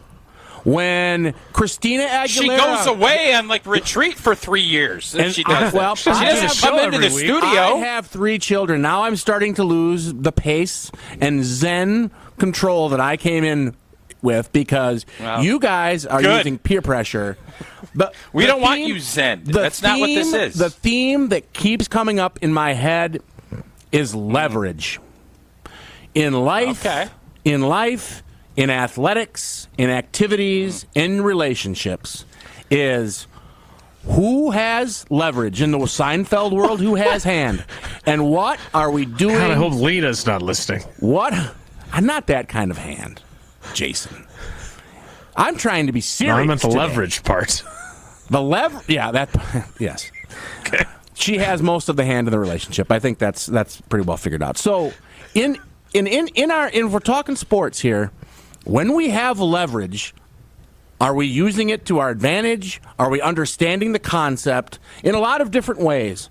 Are we taking angles on offense that give us the right leverage? Are we playing defense and putting kids in positions where they're getting the right leverage? Are we, and if we have leverage, are we being mindful of how we're using that leverage so that people that impacts negatively, you remember when you don't have leverage anymore? What the hell are you saying? Here's the deal. Jesse, pull up that Billy Madison deal when he was sitting there and they asked the question. I just got dumber. Listen, what the hell are you talking about? Stop speaking in code. What are you talking about? I'm talking about watching this offense. Leverage. Who used to be leverage. We can run the ball for 25 years. Now we get up to the line of scrimmage against inferior opponents, and it looks like we are unable to block. You know, we talk about shading. We talk about getting to level 2. We talk about reach blocks. We talk about all these things. Love shade talk. I watched the game. We hand the ball to a running back, and no one is blocked. I see Longo call a play that's more than a 2 or 3 step drop, and no one is blocked. Our quarterback's getting killed or he's running for his life. We have to understand in the new offense, and Tausch, you are correct. You were always correct, that the different splits and the different alignments we're seeing from the defenses that result are causing problems in our ability for these players to be effective blocking. And so we look like crap because we can't do the basic things we need to get a couple of yards here and there so that we can get the third and manageable. So I just think we have to be patient, be thoughtful, and remember that these guys are dealing with a little bit of different formations. They're dealing with different forces. It's more leverage. It's all about leverage. See how I bring it all right back? Yeah, I do. So I tried to tell you, and listen. I was buying into. I think it was everybody was just excited.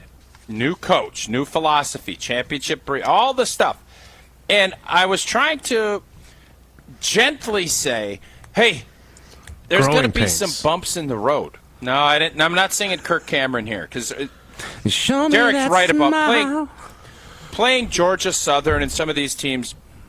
It should be better, faster than what it was. We looked at how that game played out. Nobody anticipated that. Now, when you're playing Washington State, I knew that was going to be tough sledding. I had it's a Pac-12 team on the road, but here's where I think Badger fans should be thinking about. Is you start looking at what these guys, especially the players that are coming back, that were under the old regime, you can't just snap your fingers and say, this is the new thing, we're doing it. When you're playing football, you don't want to be out there thinking a bunch. I want to think, okay, I got this play called, here are the looks I'm going to get, and I'm going to go do it. And I think right now, coaches included in this, coaches are trying to figure out, how can we run the football better? How can we get those angles and that leverage where our guys can do it? Now you're players are trying to figure out. Now you're getting it. The players are trying to figure out, okay, I just want to fire off the ball and get it. Well, I got this combination. I got this. We're got to do this numbering system. And right now the players are still too tentative. And I think the coaches are trying to figure out how much the players can take on. So when you factor all of those things in, guys aren't playing as fast as they want. And if you've noticed, as the game has progressed, particularly in the third quarter, which I believe it's 48-7 on the season, which is exactly what we all expected, players have gotten up to speed, and they've picked it up, and I think they're more confident, and the coaches at that point have figured out what's going to work and what's not. Hopefully you can speed that process up and get that where you're doing that in the first quarter and second quarter and not waiting till the third quarter. That's what I've seen from my perch. And I think that's where Derek was going with this leverage, and I don't know what else he was talking about. But that's what I've seen. You caught exactly. I know. I try to contribute more complex, higher order thinking concepts to the show. That's the little niche that I occupy. I got news for you. That's not what you did. That's kind of your niche. Well, though. I mean, they're not all winners. Here's the thing. As a running back as well, when you're up against these 8-man, 9-man boxes, you're also getting pursued and tackled differently. Right now, where we're not double tight, we're spread out more, you're going to have the strong safety types, the kind of the outside linebackers that drop down and drop back. They're running at you differently. They're tackling differently. They're running at you with speed, breaking down and hitting. So I think as far as getting loose and knowing your movements in the hole or lack thereof, it's a little trickier and a little bit different to feel that pressure. And in football, the concept a lot of times is feel the pressure. So you're starting to feel pressure from different places as well. And I think it's when you have those 8 or 9 man boxes of what Tausch is talking about, and I see it too, hey, I got to get my hands on one guy, it might be a D tackle, and then I got to get up to the inside backer, and I got to open the door for my back, and so he can get upfield. Right now, there's too much space. There's too much space between that defensive line and those linebackers, and we're not athletic enough to block out in space, and we have a very hard time when we pull, reaching out and getting to level 2 or getting those blocks because of the way we're lined up. So X's and O's, that's what I see. But I also don't know if culturally, because of what you talked about, and I've mentioned as well, we're not going out and just playing football and eating people up because we're busy thinking about where we need to be and how we need to do it. And that's going to take some time. It feels like a lot longer than I thought to be able to do what Longo wants with given the personnel that he's got on the field. Yeah, and one thing you also have to look at, and this is not excuse-making or anything else, but you're also playing against teams that are doing the same things that you're doing. Every team we've played has been some form of air raid or spread them out. You haven't, the Iowas and some of these other teams that we will play will not have seen all of that. Now they'll study the film and they'll see it. So it's these coordinators know what works and what doesn't. You've seen a ton of times they've brought a safety down and, well, do we adjust over here or are we going to let that middle linebacker come?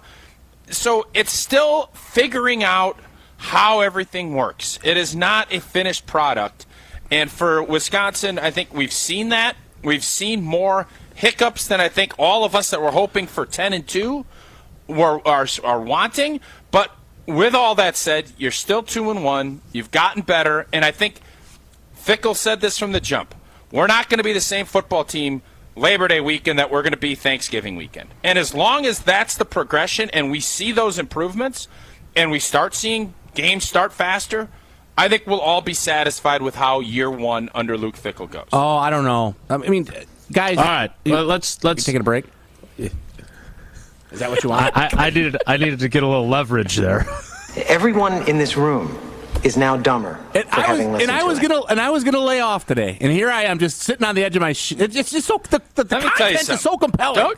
Sitting on the edge of your Derek, what? don't you ever come in to Everlight Solar Studio and think about laying off. You need to start fast. You need to set a tone for this Badger team. You're going to wait till the third quarter? Boys, what are you doing? I'm doing what I can to learn. I must understand why things are not working. I'm trying to take inputs from all corners of the earth. Like, why isn't the ball coming out? Jason, you want to get in on the convo? No. Why isn't the ball? Why isn't the ball coming out? I want to get to the break. I appreciate that you're going to take feedback, much like Wisconsin did, about the negative responses to the game day environment, which appeared to be a lot better on Saturday in terms of volume and music selections, etc. I also want to get into Braylon Allen, who I read a piece in the State Journal about him having a heart-to-heart with the coaches and then the productivity he had starting in the third quarter, oddly enough, on Saturday against Georgia Southern. We'll continue our conversation and seeking leverage with the Badgers Outsider. Next, it's Wilde and Tausch. Wilde and Tausch is presented by Pella Windows and Doors of Wisconsin. Call Gina Della from Pella at 855-PELLA-WI or visit online at PellaWI.com/radio. Whether it's live or in podcast form, you've heard us on air with all of our shenanigans. Gabe, I'm throwing some... Why are you throwing... I don't want... Now see your favorite 94.5 ESPN shows streaming on video. By me, by the way. I hit that microphone like 4 out of 6 times on that. Subscribe to ESPN Milwaukee on YouTube and get notified when we hit the air live. Plus, you can watch back any second that you miss and see original digital content too. Watch, listen, interact. ESPN Milwaukee on YouTube. Take it to the house this season and enjoy tailgating from your own backyard. Tito's wants to make sure you have the best tailgate on the block. You can win game day gear for your next gathering by entering to win at Tito'sTailgate.com. Be sure to enter by November 15th for your chance to win a Solo Stove Grill, a Brewmate Back Tap for batch cocktails, or a Tito's football jersey. For official rules, visit Tito'sTailgate.com. Must be 21 years old to enter. Distilled and bottled in Austin, Texas. 40% alcohol by volume, namely 80 proof. Crafted to be savored responsibly. Wilde Automotive is extending Labor Day savings to bring you employee pricing all month long. Save big and pay like you're part of the team. Ewald can't be beat on price, guaranteed. We're passing huge Ewald employee savings on over 1,000 new and pre-owned vehicles. Go long with Ewald's exclusive 20-year, 200,000-mile warranty. You've worked hard this season. Get the savings you deserve today. Go to EwaldAuto.com. Pella Windows and Doors of Wisconsin present your Badger Minute. Here's Alex Strofe. This Badger Minute brought to you by UW Credit Union. For every stage of life, UW Credit Union is here for every you. Proudly serving Wisconsin for over 90 years. Pop in or hop online at uwcu.org to join.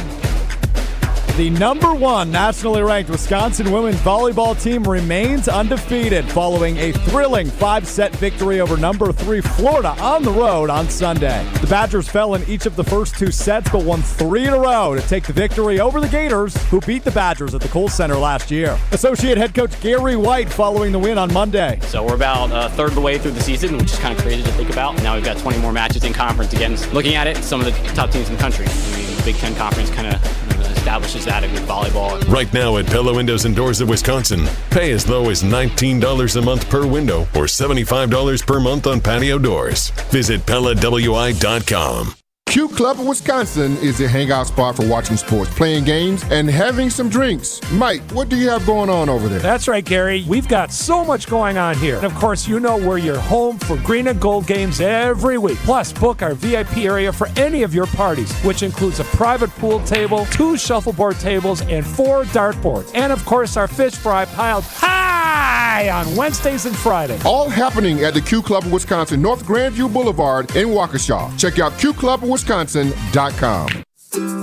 Who makes insurance simple? That's easy. Delta Dental of Wisconsin. So if you ask, what company encourages you to use your benefits for regular preventive care?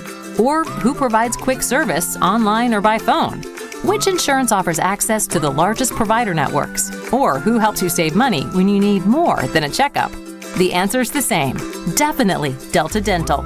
For dental and vision insurance made simple, choose Delta Dental of Wisconsin and Delta Vision today.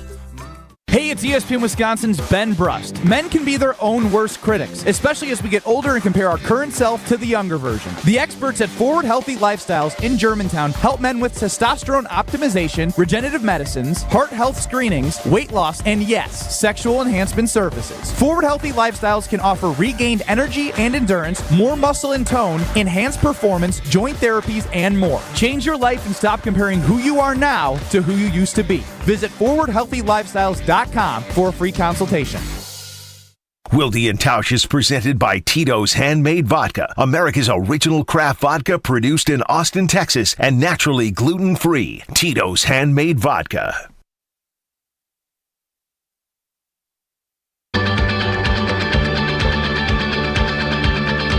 Continuing with the Badgers Outsider, Derek Blakesley, presented by PDS. All right, Derek, where are you and what leverage does Braylon Allen have? Because I thought this was one of the more interesting stories, and I read Jim Polzine's column after the game, but a few days earlier, Colton Bartholomew wrote in the State Journal about kind of a, I don't want to call it a come to Jesus conversation, but he had a story about Braylon Allen and Luke Fickell and Phil Longo having a meeting during the week. You talked about blocking and run schemes. Braylon Allen was not super productive, and then suddenly things clicked, and he was the guy that we expect him to be. Yeah, well, if you put all the pieces together, and again, college sports a little bit different than NFL, but it felt like just because the timing of it, there might have been almost a disciplinary tinge to this. He's definitely, they showed footage, the production team in the game did a good job. You saw that he went into the tent couple different times, and he was doing some things. So I think he's a little dinged up. I think he's a little frustrated. And I think maybe, I don't know, if he spoke out of turn at some point, and I just think, and this is a conversation we had last year on this show, tremendous athlete, difficult to bring down in this scheme, especially in the first half when everyone has their legs on defense. I'm not entirely sure that he's fast enough to get, you've got to be able to, Longo wants the ball to get out to athletes in space and to be able to make yardage, to gain yardage. And it seems in the passing game he's had plenty of targets, but not a lot happens at that point, which goes back to my original question. Why isn't the ball in general getting out faster? That's a key thing I want to try to understand better, because it affects Braylon Allen's game too. If people are thinking that there are going to be some bubble screen concepts and some quicker slant type of routes, and that ball's coming out a little faster, that kind of changes the behavior, and I think it provides leverage. It provides leverage at that point for the running game to be more effective and to do the kinds of things I think Braylon could be really good at, which is he's just going to be north-south, and because they've got to respect the passing game to the boundary, that people are going to be looking to the outside a little bit more, and there's going to be gaps, there's going to be holes that naturally occur because of the way the defense has to respect what we're trying to do on offense. And because the passing game has not progressed at the rate that anyone would like to see, it's become very difficult to play complementary football on the offensive side, where again we've reverted to trying to generate a running game that allows us to get into our passing game, which vis-a-vis will let us do what we wanted to do in the running game in the first place. So we're a little out of order because of what Tausch and I have talked about the last couple of weeks. The Allen story is going to be interesting as it unfolds. Malusi has had some success. He's a little more slippery. But in the second half, when we have the lead and when we need first downs and we need to slam the door, he's going to be the guy. It's just, and we saw this. Look, this was Ron Dane at times. This was Michael Bennett. This goes all the way back to some really good backs. We're not awesome in the Big Ten in the first few carries in a lot of those games. They got to get lathered. Those guys got to get the sweat going. They got to get the contact. They got to get the momentum. Because you saw when Braylon had that great run in the second half, that changed everything for our offense. Now we can play fast. Now the defense is on their heels. Now they've got some tough decisions to make. And now it's like, oh my God, that was easy to score because we were able to do that. The coaches are close. That's what I think they're talking about in their meetings. We don't have the exact personnel we'd like, but we're good enough. We're good enough at receiver, and we're good enough at running back. We just need all this to work together at the right time to give us the leverage that we need to be able to play and call the game the way we want to be super effective and put points up. So I think what you're saying, the Braylon Allen part of this is really intriguing. Because I agree with the lathering, and we mentioned that on the broadcast last week that he's got to get in a rhythm, and all the 3 and outs have been the biggest. I think been the biggest problem with why this offense hasn't been as good, especially early in games. Because every team I've ever been on, You get 3 and out and a 3 and out. All of a sudden, everybody starts pressing. Like, what the heck's wrong with us today? Why is none of this working? And you get that first down, and you get that sigh, and it's all right. Now we can go, and then everybody kind of relaxes, and you can play. But we were one of the interesting stats was after 2 weeks. Last year, Braylon Allen had 37 touches. After 2 weeks this year, he had, I think it was 37 touches. The difference, 35 of them were rushing last year, 2 were pass catching. This year, I want to say he had 13 or 14 of those 37 were 13. catching the football. Correct. 13. Is that, and that's what I, kind of bringing it all the way back to what we first started talking about. Is that where Braylon Allen is going to give you the most success? No. Is that? No. Or is it getting him running downhill and being physical and wearing on you? Coaches have to figure that out because Braylon Allen wants to have 50 catches this year. I don't think he wants to have 50 catches for 56 yards. I think he wants to be a part of the screen game and some of this other stuff because he also is looking at this and saying, I want to be a pro. Right. And what a pro's going to say, well, you're a 1 or 2 down back. Well, those guys, whatever. You're not a 3 down back now. McCaffrey, old boy Bijan. People are going to look at you as very disposable. And Braylon knows that, so he wants to get involved.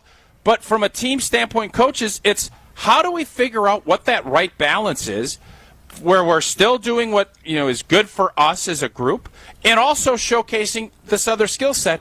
And I would say right now they haven't quite figured out what that ratio needs to be, but I would say you need to lean more on the running part of Braylon Allen as a running back and not a pass-catching guy if you're looking at what we've seen through 3 weeks. Yeah, it draws attention to first down play calling. I don't understand, maybe somebody can shed some light, why we don't get the ball out quicker and we're not doing any of the stuff I expected to see from an offense that plays fast and is going to throw some of these shorter routes. Because I think that helps also then, if that has to be respected, now all of a sudden you get a little more breathing room on first down where we'd like to run the ball. If we can find a little more balance there, but it just seems like we're dropping Mordecai back and he's making 2-3 reads and he's either getting killed or I think we found a nice little piece there that not only is his arm really good, he's as mobile as we've had in a long time. Yeah, he's been good. Great athlete. He's been very good. Great athlete. I think everyone's trying to figure out how do we get him in more situations where he can be successful, and I think it's got to be letting him build confidence early and let our receivers get involved early with much, much simpler concepts. Like I keep saying, the bubble screens, we talked about the screen game in general, but, working to the boundary, rolling the quarterback out a little bit, making the defense have to make some more complicated reads so they're the ones having to be thinking about where am I lined up? What's my first key? What's my first step? Oh, gosh, what happens if somebody gets over the top behind me? So we're building this, but we're getting to Game 4 now. We're getting into Big Ten action. People are really nervous. I think the MVP of this team is probably the video multimedia team that got the buzz going around town before they're recruiting or building the anticipation for the season. So they're just struggling to get up to that, meet that level of expectation. And you see some good things. We just can't put it together. Hopefully that changes and we get where we need to go at Ross 8 on Friday night. How do things change for you with a Friday night Big Ten game on the road? Chili still get made? Do you have different viewing habits? I know you're big in West Lafayette. I know they celebrate every time you come through town with PDS. Are you headed down there? What's your plan for Friday night? Well, when you got little kids, you don't travel. And I've never been. I've never heard great things about that stadium or the experience in West Lafayette, frankly. But, I think you try to get the kids out of school. You try to get the older kids off to the high school football so they don't bother you. And then the younger kid, it's like, you want to run that kid around hard. I got a 2.5-year-old, little Tyler. I'm going to run him until he's red in the face so I can get him to bed early. That's the goal, is to get... Papa can watch his Badgers. You want to get to a Pretty good place strategy in your home where you have solitude, focus, and your phone is charged so that you can be on Twitter, get the text messages, take the calls. But I'm telling you, I get the texts, I get the calls from certain people every game. And this is last time I didn't know what to say. So that's why I've come in a little bit. I'm a little disheveled, frankly. Okay. But I will be making space for myself because I'm as intrigued as I've ever been about how we can, because when we make this jump, there's going to be a game, guys. There's going to be a game we're going to explode. Green is playing really well. Pauling is really good. DK is really good. We know Mordecai can sling it. How do we buy the guy some time one way or another? And we do that with the stuff we've talked about today. I think we've spelled out the formula. I pray to God that Longo's listening, because I think we hold the keys to getting this offense on track. He's a big fan, so I'm sure he is. Yeah, he's a podcast. He hasn't reached out yet. I'm sure he will. But we're close. I have more hope at the end of this than I did at the beginning of the appearance. My enthusiasm is back. We're going to get our leverage. It's gotten a lot better. And yeah. we're I don't know roll. what the beginning of that I just had to be me. I tried to be somebody I wasn't, and that's a good lesson for life, too. Yeah, I don't know who you were trying to be. I'm just trying to be. Glad we got you out of your shell. All I'm going to say is at 12:13 p.m. on Saturday, Derek Blakesley posted to Twitter, "I don't have the words. This just isn't working." And oddly enough, that's what I was thinking at the start of your segment. It was a hell of a recovery, though, wasn't it? Just like the Badgers' nice job by third both of quarter. you. My whole people. It all comes back around. Yeah. Leverage. People want to talk about. I ran into somebody from high school just yesterday. My old friend Brooke. I said, Brooke, there's quite a groundswell going on the radio and everywhere else for me to be getting in that athletic Hall of Fame back home. She's from Reedsburg, and Brooke looked at me in the eye. I was sitting right next to her, and she said, "For what?" for what? That's kind of hurt. Needless to say, there won't be a lot of conversation between us for a while. But all right, well, give me that resume. Give me all your stats. It's gonna be Derek Blakesley stats and information, so I can get ready for my nomination.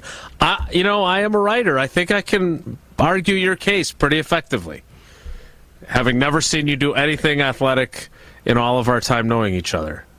You'd be shocked. I can do it. I'm going to do it. I used to beat up Tausch pretty bad on a badminton court, so he's got a pretty good idea. You think they do it like the old NFL Hall of Fame, where the principal comes and knocks on your door and gives you the news that you're in? I can't imagine who that would be, but I mean the whole thing is funny. I mean, people would show up at this and just be irate that they would not be in the hall because their credentials would be, better in air quotes. There's not the respect there. I don't think we'll find out. But Jason has a lot of leverage. I'll work on it. I'm on it. Derek, thanks, buddy. Thanks, guys. The 11 o'clock hour, without leverage, but with Sophia Minert, a Hall of Famer in her own right, scheduled to appear at 11:15. The 11 o'clock hour begins in 2 minutes. So stick around. It's Wilde and Tausch. Don't go anywhere. Another hour of Wilde and Tausch, presented by Pella Windows and Doors of Wisconsin, is coming up next on ESPN Wisconsin, the ESPN app, and Wisconsin On Demand. Looking for a fun way to win up to 25 times your money this football season? Well, test your skills on Prize Picks, the most exciting way to play daily fantasy sports. Just select 2 or more players, pick more or less on their projection for a wide variety of statistics, and place your entry. It's as simple as that. If you have the skills, you can turn $10 into $250 with just a few taps. Easy gameplay, quick withdrawals, and an enormous selection of players and stat options are what make Prize Picks the #1 daily fantasy sports app. Ready to test your skills? Join the Prize Picks community of more than 7 million football fans who have already signed up. And right now, Prize Picks will match your first deposit up to $100. Just visit prizepicks.com/WI and use code WI. That's code WI at prizepicks.com/WI for a first deposit match up to $100. Prize Picks, daily fantasy sports made easy.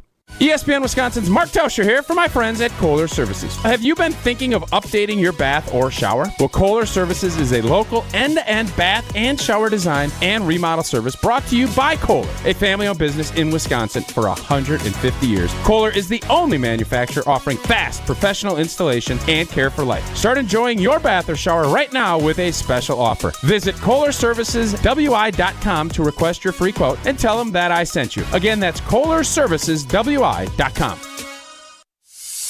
Cousin Subs just got better. With our newest mobile app update, we've made it easier to purchase your favorite subs and sides with Apple or Google Pay and the ability to make split payments. And that's not all. Can we get your digits? Sign up today for our new text messaging program to unlock exclusive coupons and offers at cousinsubs.com or via our app. Cousin Subs. We believe in better. Tune in to KBN every day at 2 o'clock. 94.5 ESPN is WKTI and WKTI HD, Milwaukee. A locally owned Good Karma brand station.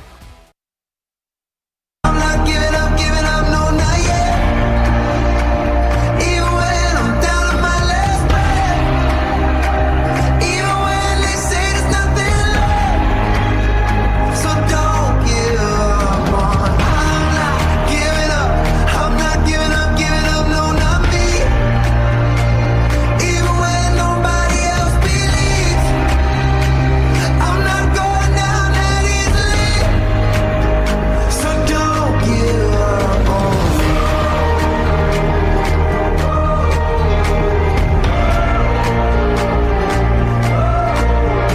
The 11 o'clock hour of Wilde and Tausch begins now. Thanks to Derek Blakesley. Always fun to spend time with him. He was in a weird place to start, though. Yeah, I didn't quite understand. I think we helped him. Helped him through that process. All right. Before we get to Sophia Minnaert, I want to circle back to a couple of things we talked about earlier in the show because we've got text messages on them. One is about A.J. Dillon. One is about David Bakhtiari. Jesse, dealer's choice. Which one do you want to do first? How about one that gets both of them in it? Mike and Madison. We're blaming A.J. Dillon for not stepping up as the lead running back, but I bet he expected David Bakhtiari to play on Sunday. What do you make of that commentary from Mike and Madison? He texted in yesterday. We didn't get to it with all the calls we took, but also mentioned that A.J. Dillon may have had a better game had Bakhtiari been playing in Atlanta on Sunday. Yeah, I'd have to look at how Rashid ran block, and I didn't think that it was. I didn't think the run blocking unit was awesome, but A.J. Dillon got to the second level sometimes. I didn't think that it was going to be that much different. David Bakhtiari, let's not make it. Josh Sitton said this at his Packer Hall of Fame induction. By the way, City is one of the on the list for the NFL Hall of Fame, along with Jordy, which is awesome news. And T.J. Lang? Oh, I didn't see. They didn't mention T.J. in there. A few others as well. Julius Peppers, Donald Driver. This is the preliminary list. It gets obviously whittled down. Antonio Freeman is on the list as well. We'll see if any of them advance. Okay. So Josh Sitton said, you pass block for dough. That's in essence what he said. I think David Bakhtiari is a pass blocking for dough dude. And he has done a fantastic job of it. But to try and pin A.J. Dillon's struggles on David Bakhtiari not being out there run blocking, I don't think is probably a fair assessment. And I don't know if he was joking with that text. I couldn't tell. I normally can read tone pretty well, but Jesse threw that up on the screen quickly. I couldn't reread it and understand the tone. I agree. think it was more of a joke tone, and if that was the case, nicely done. Jokey tone, yeah. Yeah. Look, I think the person that probably A.J. Dillon missed more was Elton Jenkins. But he was also involved in injuring Elton Jenkins when he tripped on a different play and fell into his legs. But the 3rd and inches play that he gets stopped on, Royce Newman is in his place. And I didn't think Royce Newman played poorly. Again, you know a million times more about offensive line play than I do. But on that specific play, Royce didn't look good. He didn't help him.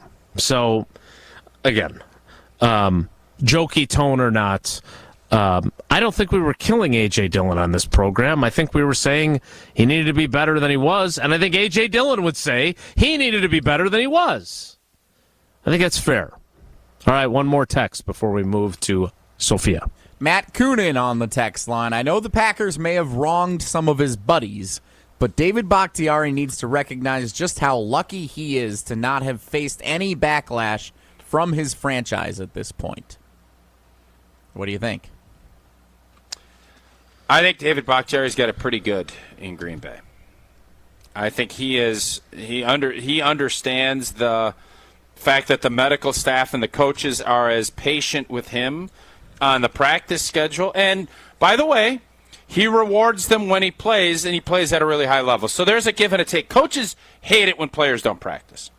I can remember Mike McCarthy being real irritated with Charles Woodson. and then Charles Woodson goes and has a pick six, and they hug and they love each other. That's how this works. If you're going to do this, deliver the goods when it comes to good delivering time. And Charles did it, and David Bakhtiari has. This whole deal, I hope everybody sits down and they have a good unified front. I ain't going to buy that there's not more to this story. There is. Whether or not when it comes out and how it comes out, I'll be fascinated to see. But I just hope for moving forward from now, everybody understands where David's at and what is going to happen so that there isn't the, yo, Sheed, you're playing today. And then he goes to Butkus is like, what the hell are you talking about? Sheed's playing?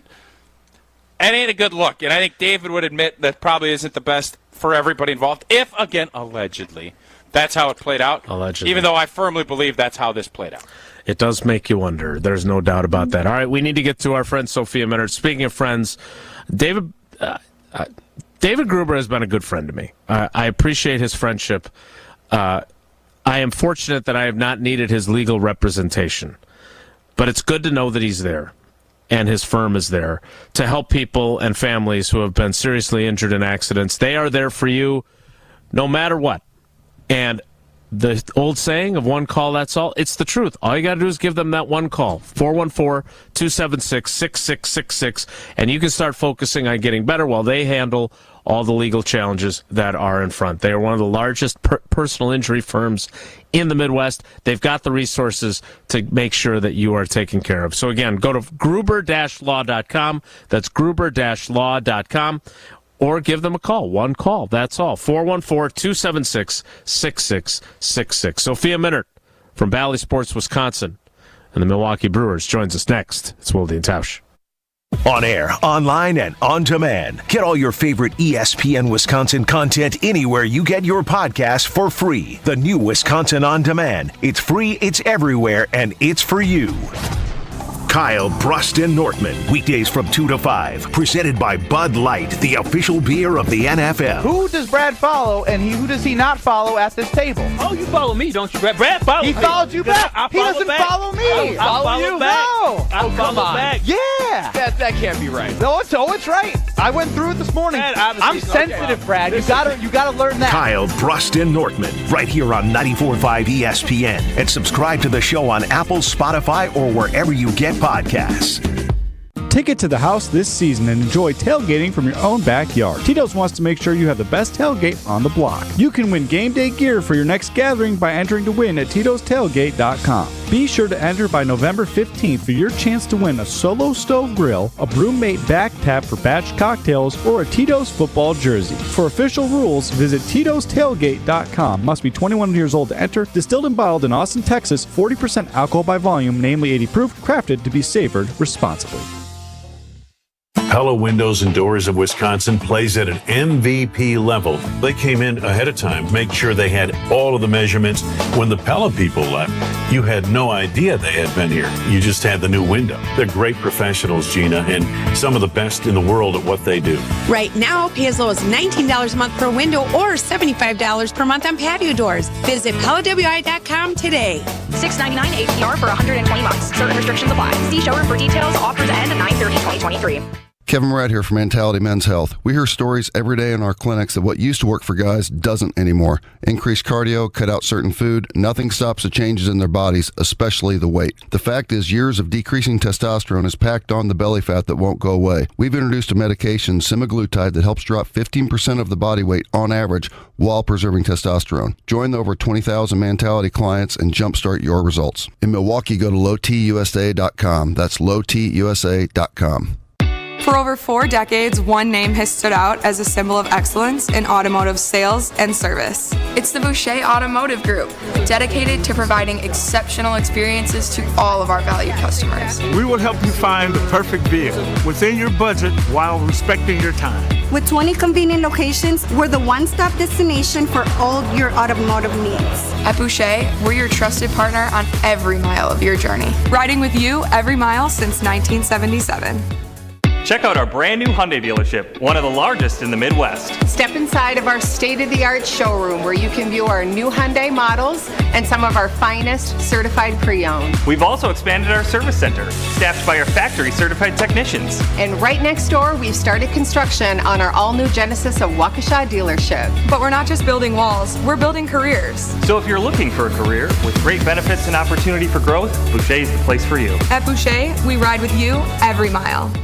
The Crusaders are rolling. They're not going to catch him. 15, 10, 5, touchdown, M.J. Mitchell. On Friday night, Catholic Memorial takes on the New Berlin West Vikings. Our coverage with Gabe Neitzel and Mike Podol on the call starts at 6:30. Catholic Memorial Football on 94.5 ESPN is brought to you by the Bray Team at Shore West, Gerald Nell Inc., Windancer Balloon Promotions, Mid-City Sports, Suburban Asphalt, Perspire Sauna Studio, Edge Leadership, and Urchel Real Estate Group. Heading up north for some golf? Be sure to book a tee time at the Ball Golf Course, an Arnold Palmer masterpiece just north of Milwaukee on the way to Kohler. It's the best destination for your next Wisconsin round of golf. Enjoy golf. Enjoy the bog. Hey, this is Bo stepping in for Ridgetop Larry, here to tell you about Ridgetop Exterior's most affordable payment options, including no interest and low interest financing. For your free estimate, visit ridgetopexteriors.com. Roofing, siding, windows, and doors, visit ridgetopexteriors.com. This is Wilde and Tausch on 94.5 ESPN, sponsored by American Family Insurance. Insure carefully, dream fearlessly. Get a quote and find an agent at amfam.com.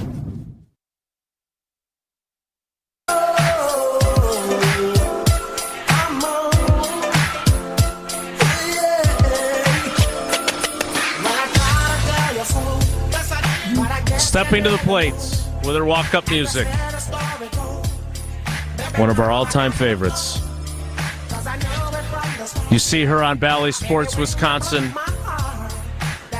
And last night, one of my favorite players when I was a kid won his 200th game. 78-year-old Adam Wainwright. Which was not ideal for the Brewers, but they still moved one step closer to their clinching magic numbers, despite a 1-0 loss in St. Louis. It is Sophia Minnaert. Sophia, good morning. How are you today? Hi, guys. Doing well. How are you? Yeah, not a great night last night, right? Not ideal, but still moving closer to the postseason. Yeah. I mean, look, not ideal. I think the offense has been quiet the last 2 days. It was a 2-1 loss in extra innings Sunday to the Nationals, and then last night the 1-0 shutout. Adam Wainwright was really good, as you said. Not quite 78 years old, even though it maybe feels like he's been in the league about 42. Long. But yeah, 42. Yeah, 42. 42. Yep. His 200th career win. So he was really good. And the Brewers didn't do enough offensively to make it a difficult night for him, and grounded into 3 double plays. So you're on to the next day here. I don't want to ask about any sort of promotions that might be coming up at AmFam Field, because then I get teased for asking for bobbleheads and stuff. So, where are they in the loss column? Because I know that'll get Tausch interested. Boy. He loves to know where do they stand in the how many up in the loss column they are. Do you follow that statistic as closely as Old Boy does? I do not really follow the loss column. The Brewers today are 84-66. The division lead, which I focus on, is 6. The Cubs were off yesterday, so they didn't give up any ground. The Cubs are hosting the Pirates and the Rockies this week, if you're scoreboard watching this week. The division lead is 6, and you'll be seeing a lot of the Cardinals 7 times in the next 11 days. A big weekend series here against Miami. Miami's still very much in the playoff picture. And then back home to see the Cardinals and the Cubs again. All right, so Sophia, I was going to say I think this thing is wrapped up. I know you're not going to say that and everybody else, but when do you start thinking about you winning? You're going to win the division. When do you start thinking about setting up the rotation that you want for that what is going to probably be that 3-game series. Is that something that you think Craig Counsell's thinking about, or is it still we got to keep the foot down and finish this thing off? Yeah, I think, look, they're making decisions every day on that. Tonight, for example, they're sticking with the 6-man rotation. So Trevor McGill is going to be the opener, which he was last Wednesday, and then you expect to get a couple of innings from Colin Ray. He was excellent his last time out in that role. He went 4 2/3, gave up 1 run. Part of that is they're in the middle of this stretch of 17 straight games before their off day on Monday, and that's their last off day before the postseason. So, like, when you're looking at the schedule, it's like get through, you map out your pitching for the week of what that looks like. I think after this bullpen day today, you'll have Adrian Hauser and Wade Miley, some combination of that order, and then you'll start from the top of the rotation again over the weekend with Corbin Burns and Brandon Woodruff and Freddie Peralta, and that gets you into your off day on Monday. So it's like you kind of stick to your schedule. They've been really mindful about how they're using their relievers during this stretch. It's been essentially an every other day rhythm. They feel like that's really important to get these guys as much as they can a break during this stretch without off days. So it's like when you look at the schedule, it's, you've got 6 until the off day. You have 12 regular season games left. And then you hope that if you lock up the division, like you said, you're hosting that wild card round, which would begin Tuesday. So it's like you're making decisions to win the game so that you can lock up the division and get that locked up. But you're also keeping an eye on, like, okay, how does it line up, and how much do you push these guys? How much do you keep them in their regular routines? They're all benefiting from an extra day of rest right now while they're going through this 6-man stretch. And then you hopefully line it up for starting October 3rd. And you hope that you can get a handful of starts from them, moving forward to ultimately get to where they want to go at the end of October. So it's a lot of decisions being made right now. And it really just starts with, like, getting through the stretch, getting to Monday. Hopefully they can have the division secured. And then you can really start having those conversations, like, in earnest. Talking with Sophia Minert from Bally Sports, Wisconsin. All right, I've got 3 questions for you. One is serious, the other 2 slightly less serious. Let's start with the serious one. I'm a Yelly guy. I know there's some discussion with his back about putting him on the IL and backdating it a little bit, and they're trying to figure that out. But I also know we've talked about his back a lot over the last several years. How big of a concern is this? Because we're sitting here talking about setting up playoff pitching rotations, and I think having him healthy is awfully important. Where do things stand with him as you know it right now? Yeah, look, today's a big day because they ultimately have to make a decision with Christian. He has missed 9 of the last 10 games, going back to the Yankees series on the last road trip. The back just tightened up on him that Saturday morning, and he was out for 6 games. He tried to come back Friday night at home and just didn't look like himself. You could tell he wasn't 100%, but he did really want to try to get out there and play. And sometimes you don't know, right, until you get out there. He was hoping maybe if he got out there and it could loosen up and he could get through it and kind of what that would mean for the next day. But ultimately just didn't work out. So he's been out of the lineup the last 3 days. And why that is significant is you can retroactively place a player on the injured list, but the maximum is 3 days. So that's why they have to decide today whether to hope that he can get better in the next 2 days and maybe be available by the weekend in Miami, or you put him on the IL retroactive those 3 days, and that gives him the rest of the week, and then he would be eligible to come off the IL Tuesday when they open up the homestand. So that's the decision that they're ultimately making today. We have not heard yet what that decision will be.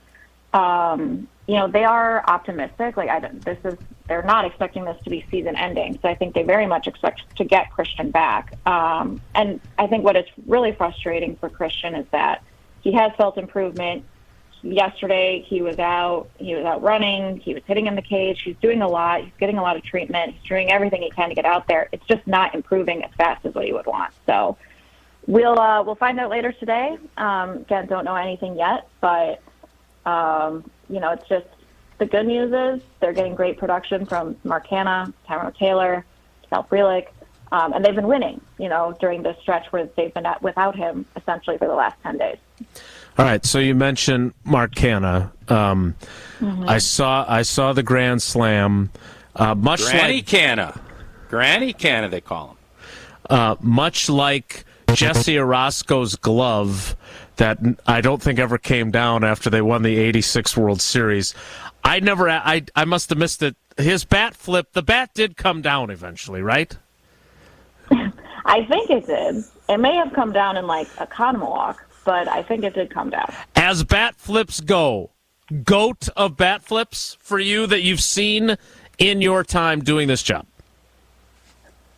It was a pretty good one for a regular season game, and we were just recording our Brewers Unfiltered podcast with Adam McKelvey and Tim Ziller this morning, and we don't know obviously what's going to happen the rest of the way, but that was clearly one of the more signature moments of the season. I mean, the building just blew up. The reaction from the dugout, Mark's reaction, the bat flip.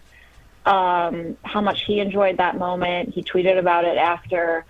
But Adam said, too, when we look back on the season and hopefully it's a deep postseason run, that might be one of the all-time moments in the stadium, right? For a regular season game. So, and I agree with him, because it was a huge win. It secured another series. The Cubs were losing. They ended up getting swept over the weekend. So it's it was just the teams going in different directions. It was just a huge moment. So a lot of fun. Love those moments. You don't get a lot of them over the course of a long season, but a moment like that from a new player to win a game.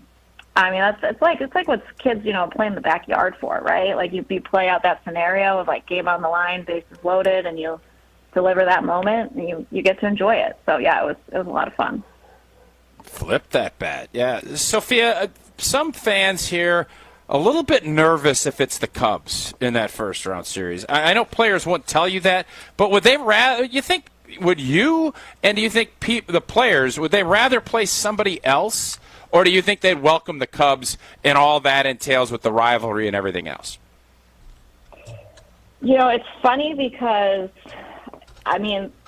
the Cubs have really kind of taken a nosedive here in September, and they just had a really tough road trip. They lost to the Rockies on the road. They got swept against the Diamondbacks, and now they're home to play the Pirates and the Rockies again. And then, by the way, they go see the Atlanta Braves before they come to Milwaukee. So they've got a tough road ahead to try to make up any ground against the Brewers. But in terms of the postseason schedule, what would be really odd to me about if it was the Cubs in that wild card round is it's just, you don't play a team like that, right? You're going to finish with them on the regular season, and then there's going to be one day off, and that wild card round is going to start Tuesday. To play a team 6 consecutive games, that's what the AAA season is, but that is definitely not what the Major League season is. And I just think, in baseball, so many weird things can happen in a 6-game stretch like that. And to see a team that often, matchup-wise, is so unusual.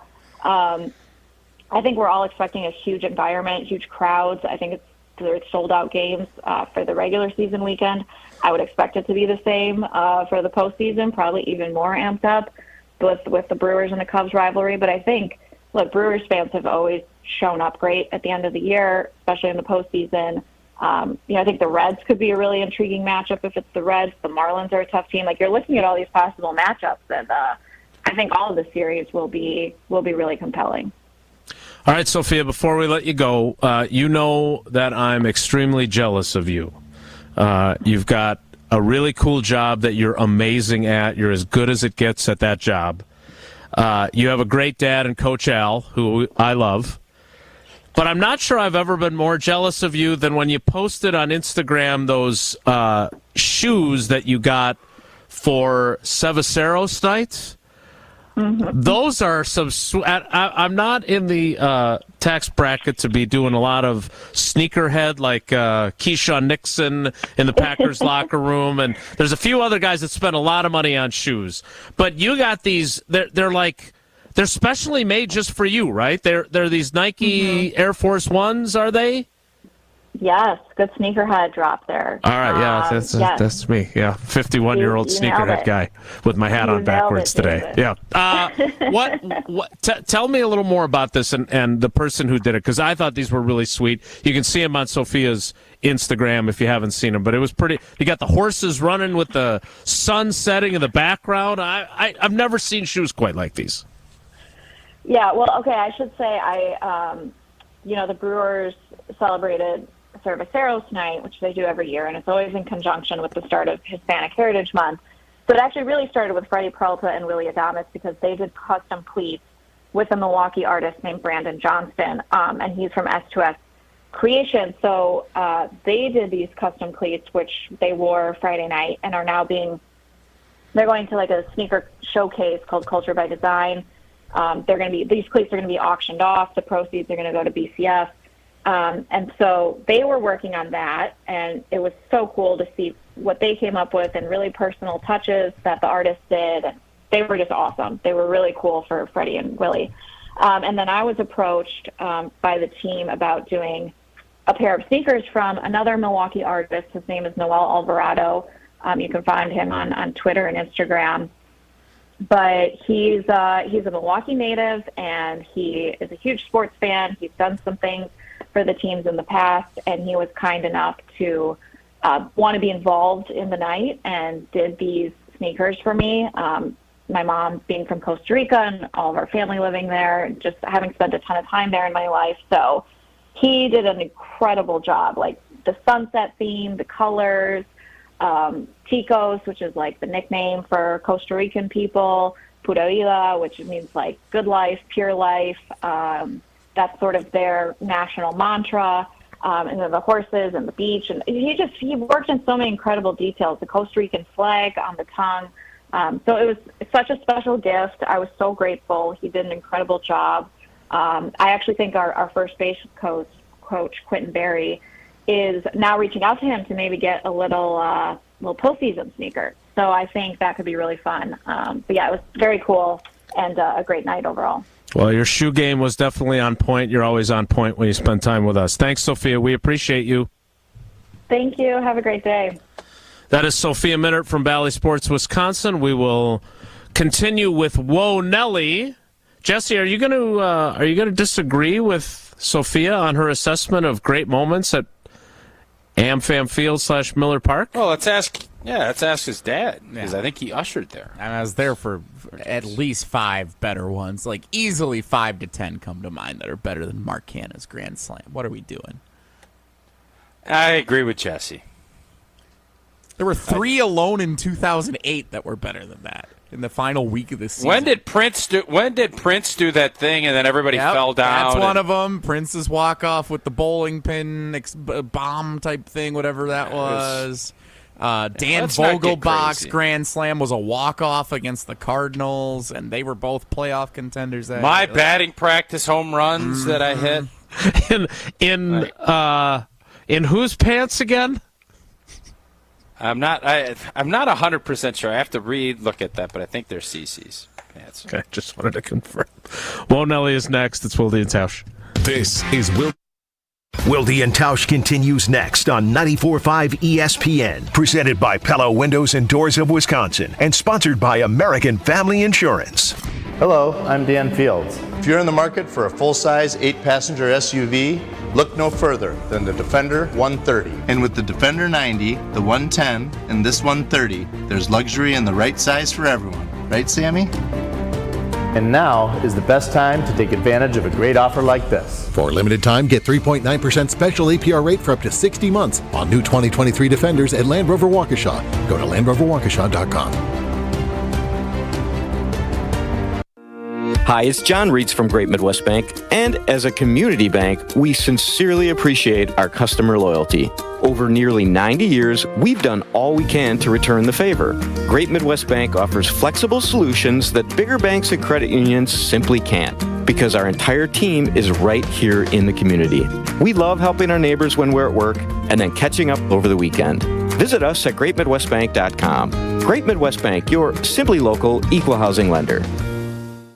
Looking for a fun way to win up to 25 times your money this football season? Well, test your skills on Prize Picks, the most exciting way to play daily fantasy sports. Just select 2 or more players, pick more or less on their projection for a wide variety of statistics, and place your entry. It's as simple as that. If you have the skills, you can turn $10 into $250 with just a few taps. Easy gameplay, quick withdrawals, and an enormous selection of players and stat options are what make Prize Picks the #1 daily fantasy sports app. Ready to test your skills? Join the Prize Picks community of more than 7 million football fans who have already signed up. And right now, Prize Picks will match your first deposit up to $100. Just visit prizepicks.com/WI and use code WI. That's code WI at prizepicks.com/WI for a first deposit match up to $100. Prize Picks, daily fantasy sports made easy. The only thing that tops our selection is your savings discount liquor. Tailgating is back, Wisconsin. Have you ever wondered how tailgating started? One theory is that it started during the first college football game in 1869, as spectators spent their pregame ritual grilling sausages at, of all places, the tail end of a horse. Another is that tailgating started in 1919 during the first Green Bay football season. Fans backed up their pickups to the field, folded down their tailgates for seating, and served food and beverages. Hi, this is Marie from Discount Liquor. Since 1960, we've been the place to stock up for all your tailgate rituals. With over 2,000 varieties of beer, 3,500 types of liquor, and over 8,000 wines, Discount Liquor is your one-stop tailgate shop. Discount Liquor in Milwaukee on 51st in Oklahoma and in downtown Waukesha on Main and Barstow. See all of our weekly specials at discountliquorinc.com. Discount Liquor. Let's get the latest from Lambeau. This is your green and gold fix on 94.5 ESPN. Brought to you by Z-Bart of Greater Milwaukee. Want that mirror finish on your car? You need Z-Gloss by Z-Bart. Z-Gloss is a 3-layer ceramic coating that not only gives your car that mirror finish, it protects it from everything that Mother Nature can throw at it. Visit zbart.com for more information. After the Packers defense gave up 200 yards rushing to the Falcons in Sunday's loss in Atlanta, Matt LaFleur said his defense got shredded after the game. And on Monday, he echoed more of the same. I think schematically, they presented a few issues for us. I think you combine that with 2 really good running backs, and we had a couple missed tackles. But I think there's things that we've got to adapt and adjust to. The defense will look to get back on track on Sunday afternoon as they open up their home schedule. Kickoff is set for noon against the New Orleans Saints on Sunday at Lambeau Field. This has been your green and gold fix on 94.5 ESPN. Brought to you by Z-Bart of Greater Milwaukee. Wilde and Tausch is presented by Tito's Handmade Vodka, America's original craft vodka produced in Austin, Texas, and naturally gluten-free. Tito's Handmade Vodka.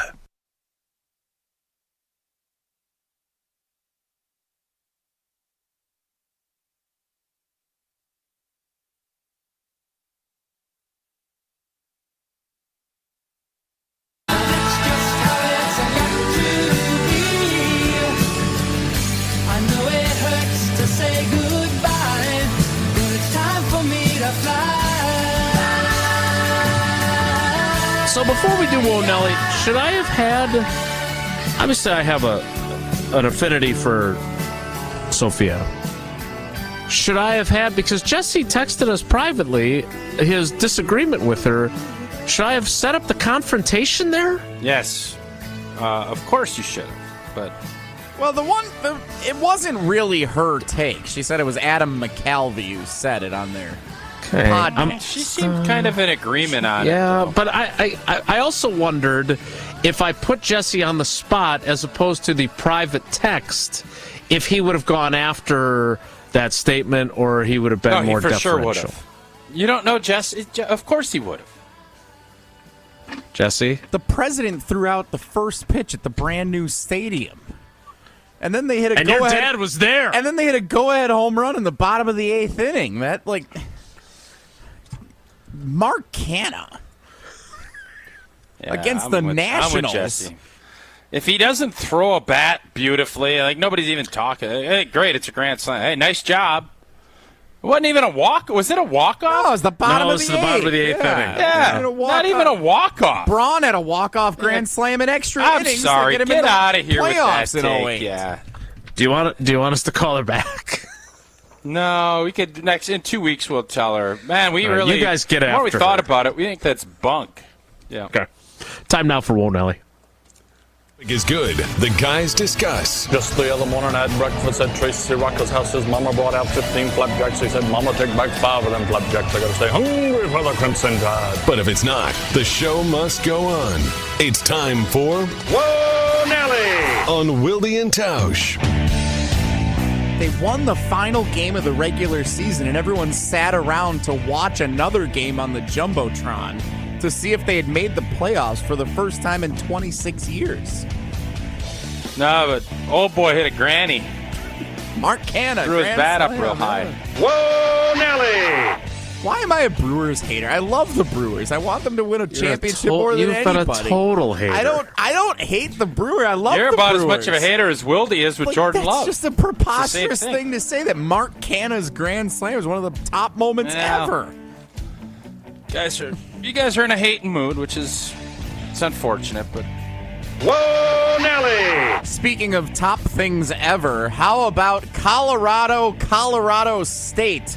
Saturday night. Remember we did our weekend preview and neither of you picked the Deion Sanders 9 p.m. special on ESPN. But I'm guessing you flipped over at some point because it is the most watched late night ESPN college football game ever. And it is the 4th highest rated televised game on ESPN. In the last, I lost the actual stat. Nailed it. It was the 5th most watched regular season game ever on ESPN. 5th most watched regular season game ever on ESPN. Colorado State double overtime.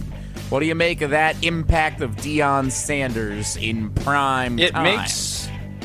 It makes me wonder, had Colorado hired Deion before the Pac-12 imploded, would the Pac-12 have stuck together?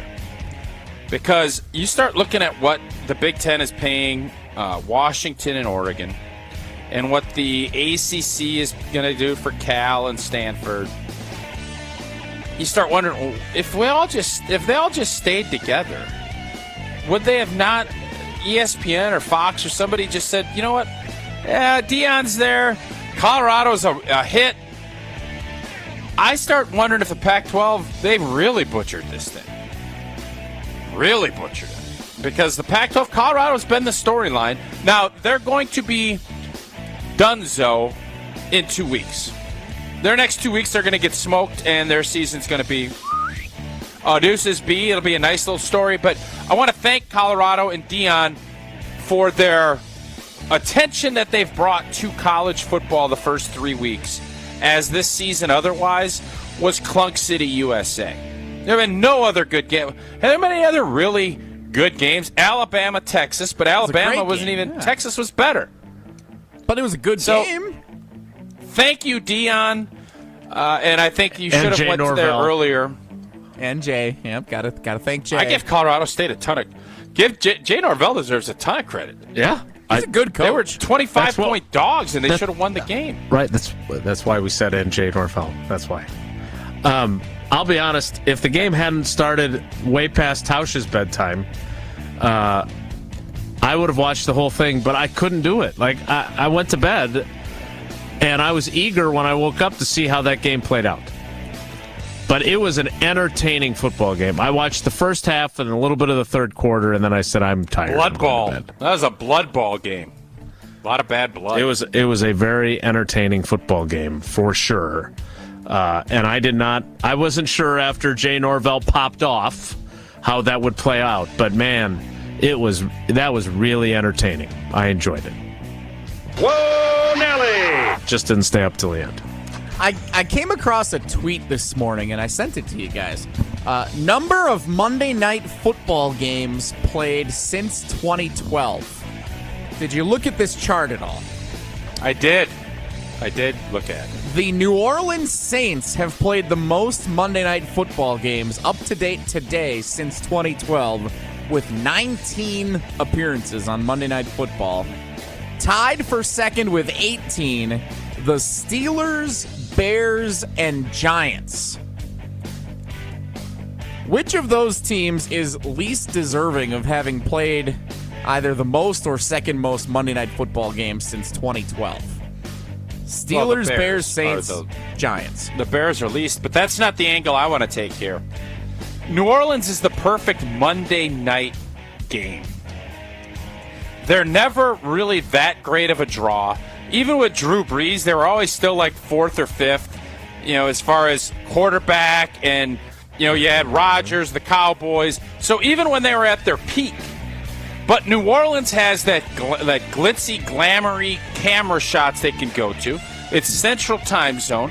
They're interesting enough that people care, and you want to kind of put them in a spot, but you don't want to really highlight them. You want to put them on the Monday night stage. So as I was thinking, I thought at first, okay, whatever. And then I started thinking, well, why? Why would New Orleans be 19 visits, the most of any? And it's because they're better than good, but they ain't great.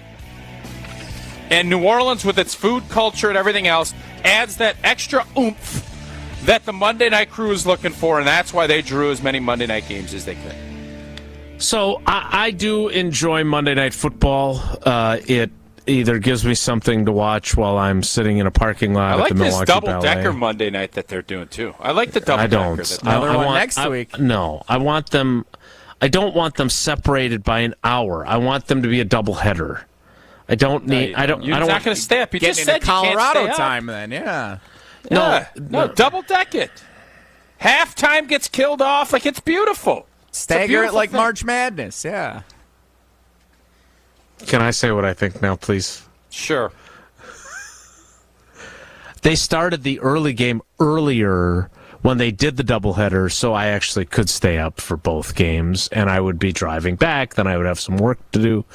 I wasn't particularly enthralled with either of the games, right? Carolina, New Orleans, and Pittsburgh, Cleveland, but I like Monday Night Football. They released a new theme song, which has used one of my favorite Phil Collins songs, In the Air Tonight. I was all in. Except for this.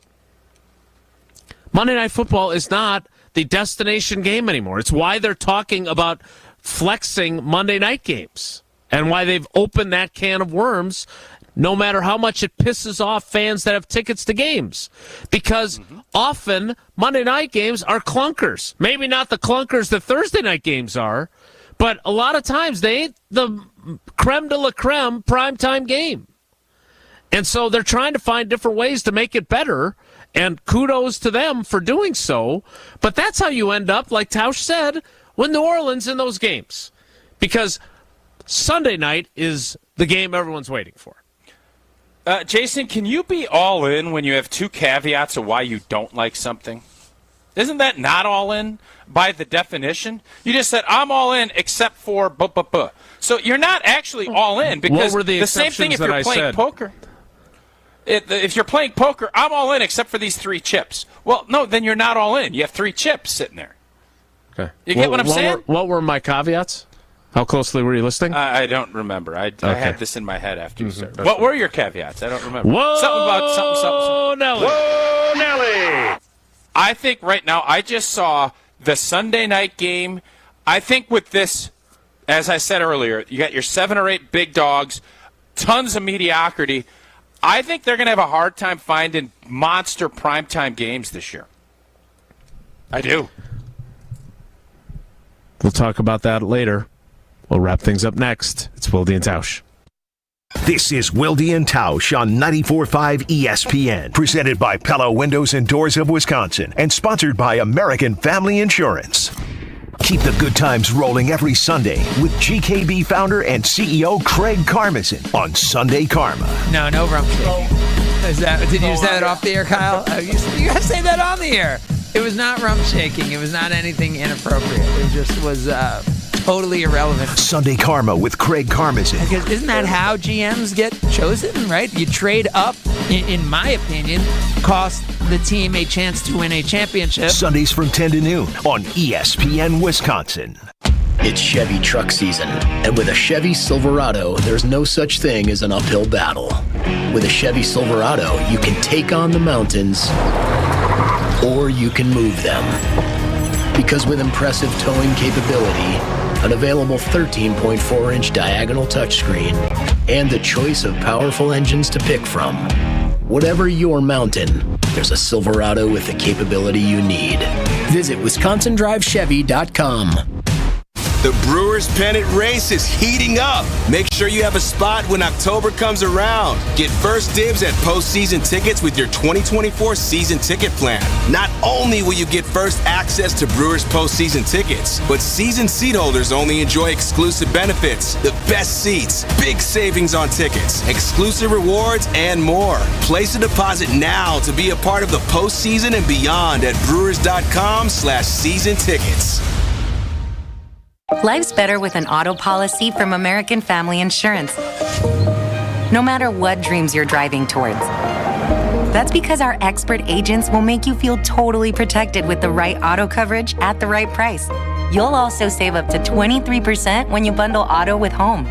American Family Insurance. Get a quote, find an agent at amfam.com. Products not available in every state. Visit amfam.com to learn how discounts may apply to you. American Family Mutual Insurance Company, SI, and its operating company, 6000 American Parkway, Madison, Wisconsin. Is joint pain, soreness, and achiness getting in the way of your best life? Football legend Emmitt Smith refuses to back down to pain. That's why he's a huge advocate for QC Kinetics and their natural approach to getting you relief. Look, we get one trip around. So I wouldn't ever let pain stop me from hanging out with my race team, traveling with my family, or golfing with my friends. Emmett's got it right. And QC Kinetics uses regenerative medicine to relieve that never-ending pain in your knees, hips, shoulders, and back. And the best news, there's nothing foreign being introduced into your body. Just your own body's natural healing properties. No surgery or no downtime. If pain's holding you back, maybe it's tennis, pickleball, running, hiking, or spending time with special people in your life, what are you waiting for? This is precious time. Get out there and get over to QC Kinetics. Call QC Kinetics, 414-285-3474. That's 414-285-3474. 414-285-3474. The Waukesha Gun Club offers the perfect outdoor activity this weekend. Stop out and learn to shoot at one of Wisconsin's largest shotgun-only clubs. The Waukesha Gun Club features sporting clay courses, trap, and skeet ranges. Safety personnel will be on site to help answer your questions. Make plans now to enjoy the beautiful fall weather at the Waukesha Gun Club, just 1 mile north of I-94 at exit 295. Get more info at waukeshagunclub.org. Learn to shoot this weekend at the Waukesha Gun Club. Stop out and try something new. Big players show up in big games. Touchdown! Donald Driver and Cousins subs are no different. With the football season upon us, Double D and Cousins are teaming up to offer 80-cent delivery now through Sunday, September 24th on any order of $20 or more. Simply order your favorite subs and sides online or on Cousins mobile app, and we'll deliver them to you. And don't forget, we now offer Apple and Google Pay. Cousins subs. We believe in better. You're listening to Wilde and Tausch on 94.5 ESPN. Presented by Pella Windows and Doors of Wisconsin. Call Gina Della from Pella at 855-PELLA-WI or visit online at PellaWI.com/radio.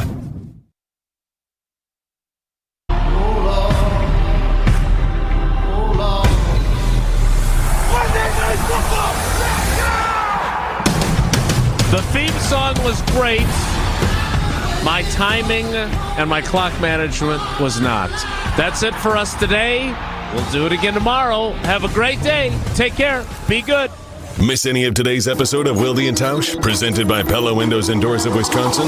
Commercial-free full show podcasts are available free on Wisconsin On Demand. You're just going to have to live with it. That's what I told myself. And if you can believe it, that's what the doctors told me. Since Andy was a boy, he had health issues, which later we would find were primarily due to his trouble breathing. So for 36 years, Andy lived with about 85% blockage in his nose. He had to breathe through his mouth, because when he tried to breathe through his nose, it felt like he was being suffocated. It affected his sleep, his work life, and his ability to play sports. And he wasn't going to let it ruin his life anymore. So he came to Advent. As bad as it was, his problem required a simple solution. In-office balloon sinuplasty and turbinate reduction. Procedures you won't find offered by big box healthcare. This is Dr. Madan Kandula. It's definitely possible that your nasal breathing problems have a simple solution too. You can hear Andy's story in his own words at adventknowsandy.com and begin on your path to breathing well and living better. Results may vary. When you need electrical service, choose the company other companies call. Current Electric has been energizing and illuminating lives in the southeastern Wisconsin area since 1983. They have earned the trust of businesses like Bauer Sign and Lighting, Midas, and Take 5 Car Wash. With 40 years of 5-star service under their belt, they are sure they can earn your trust too. Whether you need residential or commercial work completed or are interested in solar or generators, call the superheroes at Current Electric. Visit callcurrent.com. Get to and from every home game in Green Bay this football season safely. Milwaukee Brat House, Jack's American Pub, and Wanakee Golf Course all offer transportation on game days. They've got bus services with private restrooms. I'm Christine Lisi. Browns running back Nick Chubb expected to miss the rest of the season with what coach Kevin Stefanski called a significant left knee injury. Chubb injured the knee second quarter Monday Night Football loss to the Steelers. His legs bent awkwardly underneath him while being tackled. Was taken to a local hospital in Pittsburgh as a precaution. He did return to Cleveland ahead of the team. Giants preparing for Thursday night's game at San Francisco without running back Saquon Barkley. Expected to miss 3 weeks with an ankle sprain. Matt Breida, Gary Brightwell, rookie Eric Gray will try to fill the void in Barkley's absence. Bengals not yet sure if they'll have quarterback Joe Burrow Monday night against the Rams. Burrow tweaked his calf injury in the Ravens' loss. Asked about the possibility of giving Burrow a week or two off to recover, Coach Zach Taylor said that depends on the advice of the team's medical staff.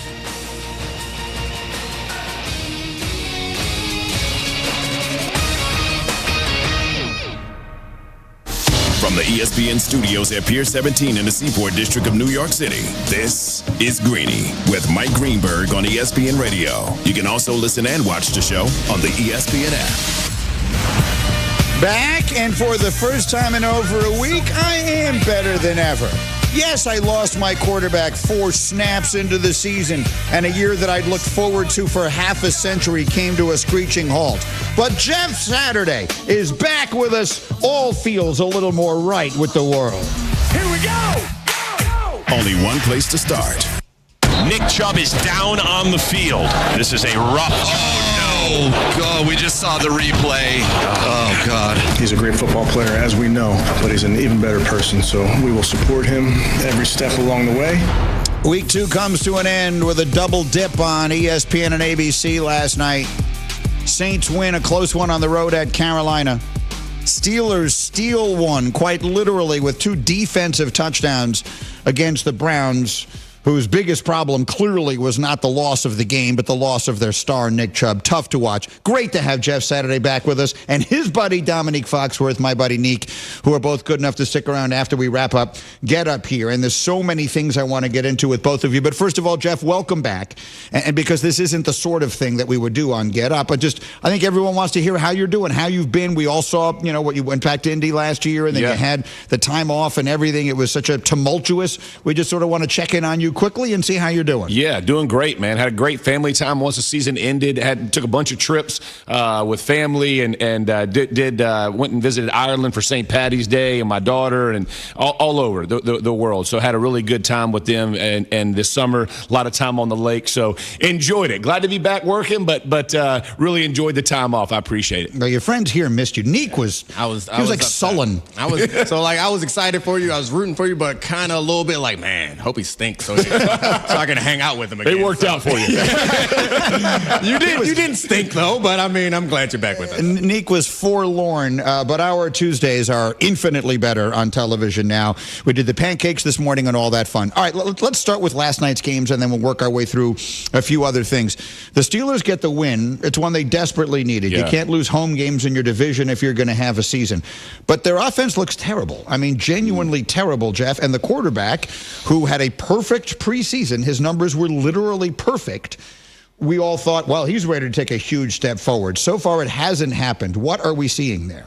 Yeah, I mean, I think you're seeing the mix of what preseason is and what real season is. And when you get guys who understand disguising coverages, putting teams in situations where they're going to be uncomfortable, playing certain sides of the field really matter and have affected Pickett early on. And then here's the other part. Their offensive line, they're the worst in the league right now in running the football. So, you're kind of salting the wound here when you look at the way this team is supposed to be. And whenever you think about the great Steelers teams, even with Roethlisberger, it was always about a physical run game, great defense, and then explosive plays. They had one explosive play last night that they're hoping to get a whole lot more of. But when you look at this football team having to score 14 points defensively to beat the Browns, who lost their best player, 55% of their offense, that's not going to keep happening week in, week out. So tough start for the Steelers, obviously. A good start to get 1-1, but this thing does not look good for the long term. That offensive line is always like in the great Steelers runs, they've always had a good offensive line. Absolutely. And they've had a good running back, which was aided by the good offensive line. So they had a good running game and a great defense. They haven't had at least one part of that equation in a long time. They're struggling. And if we're trying to look at the bright side of this, they went up against the 49ers and the Browns. Yeah. And the Browns made Joe Burrow the worst quarterback in football last week. That's right. Talk about disguises. For a young quarterback like Pickett, the disguises that the Browns did on Burrow were they were confusing him. So, of course, they're going to be a trouble for Pickett also. So if you're a Steelers fan and you're looking for something to be optimistic about, you got 1-1 and two very tough games. Absolutely. The 49ers are a legitimate Super Bowl contender, and their defense is among the best in football year in, year out. You guys survived that game, and then you managed to get a win against the Browns, who are a similarly talented defense. So that's the best case scenario. You got a little luck, some defensive touchdowns, and now maybe you'll settle in and get a little better. And Jim Schwartz, a huge addition for the Browns, the defensive coordinator, and he does confuse the heck out of many quarterbacks, not just young ones. So to your point, it will get easier for Kenny Pickett in his reads after leaving these first 2 weeks. On the other side, Nick Chubb had one of those injuries last night that they don't show you the replay. Right. That has become a definition in sports today. We all know what that means. He is most certainly done for the season. This coming in the same NFL weekend in which Austin Eckler wasn't healthy enough to play for the Chargers, and Saquon Barkley goes down with what they're calling, quote, an ordinary ankle sprain, and is expected to miss 3 weeks, which essentially means he won't make any of the incentives that he got added to his contract, so he didn't get anything. So, Dominique, as we look at the lot in life of running backs, which was such a big topic of conversation there around franchise tag time, what do we say as we wake up this morning? I mean, it sucks. It's hard to argue against the facts of the case. You can find mediocre running backs to give you good enough production so you don't have to pay the big running backs. Also, the big-time running backs, that position is a violent position. Absolutely. You're going to get injured. So, the logic behind it makes sense. But let's not overlook the fact that we all lose a little bit because of it. Because if you're not going to invest in these type of players, we're not going to get those type of plays. And I was watching Bijan this weekend and thinking about how incredible it is that he's doing what he's doing and how rarely we see players like that. But those are the plays that I grew up on. I grew up watching running backs do miraculous things, and I love it. It's so much fun. But as players are young players, if you're a young player right now, you're not. When I was a kid, I wanted to be Barry Sanders. Absolutely. I wore number 20, and I did a bunch of cutbacks that didn't work because Barry did them, and it was great. And I think other young players like that did the same thing, and they became the great running backs of the future. We are not going to get them going forward. So it's a trade-off that we're going to have to make. It's going to be hard to find those type of players because anybody with any athleticism or explosiveness or talent is going to try to push themselves away from that position. That's They'll right. play linebacker, DN, whatever. Quarterback quarterback. I mean, in this generation, quarterback, the skill set that used to lend itself to becoming a running back is now the skill set most teams are looking for to play quarterback. That's right. Yeah, and to illustrate your point with the way that the game has changed, Ford comes in for Chubb, Jerome Ford, and rushes for $120. I mean, has a huge run for nearly a touchdown, gets to the 1 yard line or whatever it was, and so it just shows you that that's what teams say. And that's the answer they give players when they say, hey, we want to pay, because they understand it is the most violent position in football. The running back position is. They get hit more often. It is brutal on your body. And to your point, there are some really great ones. And so it's disappointing to see those guys not make the money that they deserve to make. But if from the team's perspective, if you are a team, they got to keep their cap in check. They got to get all these different things. And it's just, you see the reasoning for both sides. I just don't think anybody has the answer yet. Now, Jerome Ford had 16 carries for 106 yards last night. That's 6.5 yards per carry, plus 3 catches for 25 yards and a touchdown. So, I mean, to your point, is he Nick Chubb? Obviously not.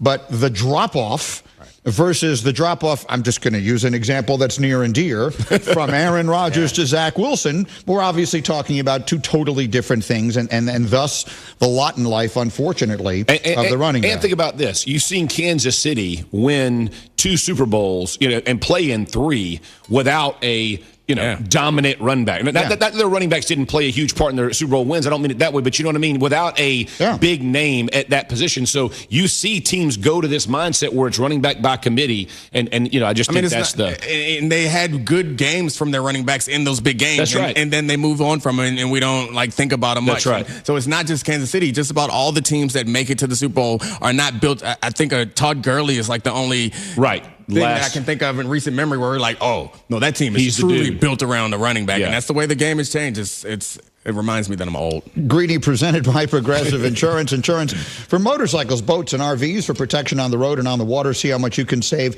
at 1-800-PROGRESSIVE and Progressive.com. Quickly, because I just touched on it. And, Jeff, I haven't seen you. I mean, it was a week ago last night that the overwhelming story of the NFL offseason ended in 4 plays. It's almost impossible to believe, even now, that it happened. Just what is your big picture perspective on what happened with Aaron Rodgers? First of all, like you said, the expectations for the Jets go from Super Bowl contender or potential Super Bowl contender to we better hope we can make the playoffs. What they're hoping is that Zach Wilson with Aaron Rodgers in the building can keep them in enough games that their defense and their run game can win these games, right, and become a playoff caliber team. And so it's disappointing that you don't see one of the best quarterbacks to ever do it get the opportunity to match up with this defense, with these backs and the explosive players they have on the outside, with Wilson included. And so it's disappointing. And I know for Jets fans, it just seems like there's always something, man. And this is just another layer onto the always something. But here's this is a big statement. This literally might be the low point. I don't know what could be worse than this. We've had some horrible, like I've always said, the difference between like a fan of the Jets and fans of teams that are just always bad, the Lions, the Browns, teams that are always bad. Those teams are always bad. The Jets have not been always bad. We've had some good teams over the years.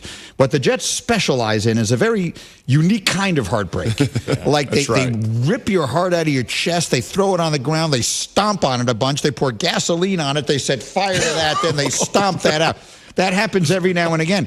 And this might genuinely be the worst. To have all of this buildup. If he had gotten hurt week 15, that would have been one. We got 4 plays. Right. 4 plays down. Neek was with me. I don't know if you saw any of this, but Neek and D-Wood and Graziano were all at my house watching this. That was a rough Did y'all all night. just like head down, just kind of leave, just slide out one? Me and Graziano were just communicating with just eyes. Like, they're getting the look. And I think Greeny wanted us out of there because he wanted to mourn alone.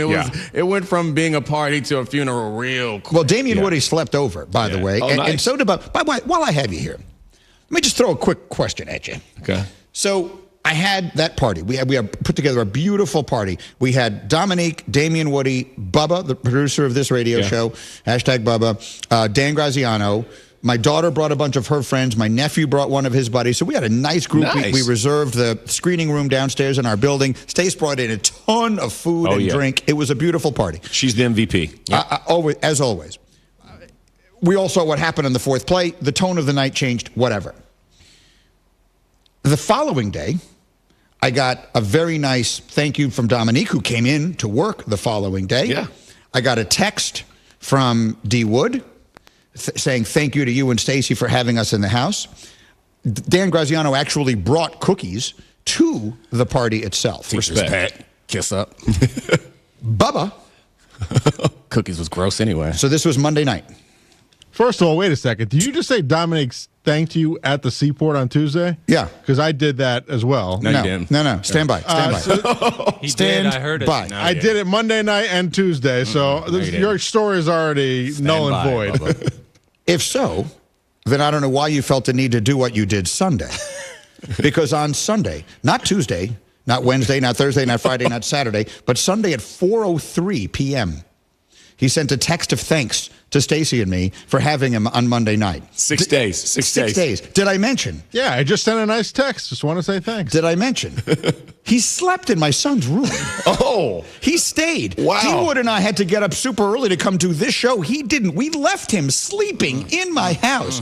And 6 days later, he texted it's not a thank like you. I slept till 11 a.m. I got there for get up. I mean, whoa. That must have been tough for you. The point of it is this, the Jeffrey. alarm was early. What do you think of this?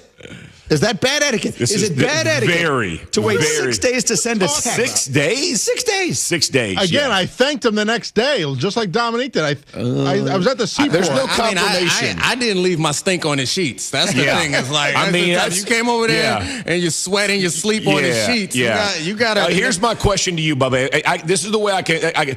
Did you strip the sheets when you left and made sure they were in the laundry, or at least where Miss Stace knew where they were? No, absolutely.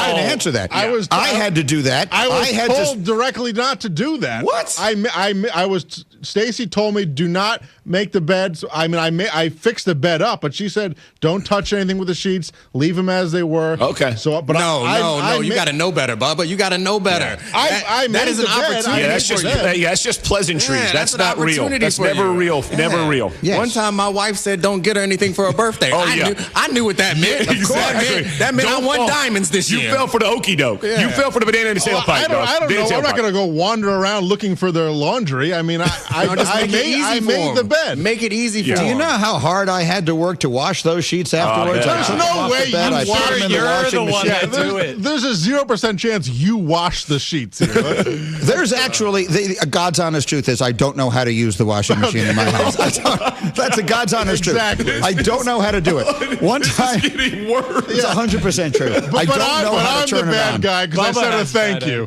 I do know where it is. That's a start, baby. I don't know. Halfway there. The God's honest truth is I don't know how to do it. That's unbelievable. No, That's true. Okay. Anyway, Jeff, it is true. It's wonderful to have you back, Jeff. Saturday on a Tuesday. I can do without him. Neek, thank you. You guys are the best. We'll come back with my takes in just a moment. Back in a flash on ESPN Radio. Some days I cover up because of my moderate to severe plaque psoriasis. Now I'm hitting the road with clearer skin thanks to Skyrizi, Rizumkizumab of Riza, a prescription-only 150 milligram injection for adults who are candidates for systemic or phototherapy. With Skyrizi, 3 out of 4 people achieved 90% clearer skin at 4 months. And Skyrizi is just 4 doses a year after 2 starter doses. Don't use if allergic to Skyrizi. Serious allergic reactions and an increased risk of infections or a lower ability to fight them may occur. Before treatment, your doctor should check for infection and tuberculosis. Tell your doctor if you have an infection or symptoms such as fever, sweats, chills, muscle aches, or cough, or if you plan to or recently received a vaccine. Thanks to Skyrizi, there's nothing on my skin, and that means everything. Your doctor today about Skyrizi, the #1 dermatologist prescribed biologic in psoriasis, and visit skyrizi.com or call 1-866-SKY-RIZZI to learn more. Whether it's live or in podcast form, you've heard us on air with all of our shenanigans. Gabe, I'm throwing some. Why are you throwing? I don't want. Now see your favorite 94.5 ESPN shows streaming on video. By me, by the way. I hit that microphone like 4 out of 6 times on that. Subscribe to ESPN Milwaukee on YouTube and get notified when we hit the air live. Plus, you can watch back any second that you miss and see original digital content too. Watch, listen, interact. ESPN Milwaukee on YouTube. Get your game on as at the Island Resort and Casino with first-round picks of your favorite slots and table games. Bring friends and watch your favorite team compete on big screens. Grab game day eats in T. McSee's Sports Bar. Or celebrate your team's victory in Horizon's Steakhouse. To book your game time at the Island Resort and Casino, call 800-682-6040 today. The Saganiac Planning Marquette Conference Championship moment. The last Marquette Warriors were Great Midwest Conference champions. 1994, 10-2, 2 games better than St. Louis and UAB, 3 games better than the always tough Cincinnati and Bob Huggins, including a huge 1-point win at Cincinnati. And even more greatness made the Sweet 16 in the NCAA tourney. McIlvain, Key, Eford, Logdeman, Miller, McCaskill, Pieper, Abraham, and Crawford. 1994 Warriors champions. Saganiac Planning, a name synonymous with employee benefits and top-notch service, is looking for a new team member. Apply now if you're a passionate salesperson, an entrepreneurial spirit, great presenter, and problem solver. Help companies make important decisions regarding their employee benefit needs. We offer a strong compensation package and, of course, a top-notch employee benefit package. Don't miss out on this rare opportunity to become a part of Saganiac Planning. Call Big Papa John Saganiac Sr. 262-783-6161. Saganiac Planning, a name synonymous with employee benefits and top-notch service. Hey, it's ESPN Wisconsin's Ben Brust. Men can be their own worst critics, especially as we get older and compare our current self to the younger version. The experts at Forward Healthy Lifestyles in Germantown help men with testosterone optimization, regenerative medicines, heart health screenings, weight loss, and yes, sexual enhancement services. Forward Healthy Lifestyles can offer regained energy and endurance, more muscle and tone, enhanced performance, joint therapies, and more. Change your life and stop comparing who you are now to who you used to be. Visit forwardhealthylifestyles.com for a free consultation. The Waukesha Gun Club offers the perfect outdoor activity this weekend. Stop out and learn to shoot at one of Wisconsin's largest shotgun-only clubs. The Waukesha Gun Club features sporting clay courses, trap, and skeet ranges. Safety personnel will be on site to help answer your questions. Make plans now to enjoy the beautiful fall weather at the Waukesha Gun Club, just 1 mile north of I-94 at exit 295. Get more info at waukeshagunclub.org. Learn to shoot this weekend at the Waukesha Gun Club. Stop out and try something new. Cousin Subs just got better. With our newest mobile app update, we've made it easier to purchase your favorite subs and sides with Apple or Google Pay, and the ability to make split payments. And that's not all. Can we get your digits? Sign up today for our new text messaging program to unlock exclusive coupons and offers at cousinsubs.com or via our app. Cousin Subs. We believe in better. Sharon needed legal help. She needed Gruber Law Offices. When I think about Gruber Law Office, I think about how they took care of me, how they make sure that you get what you're supposed to get. Gruber Law Office. One call, that's all. I will always trust one call, that's all. Injured? Call Gruber Law Offices today. One call, that's all. They are the best. I'm very happy.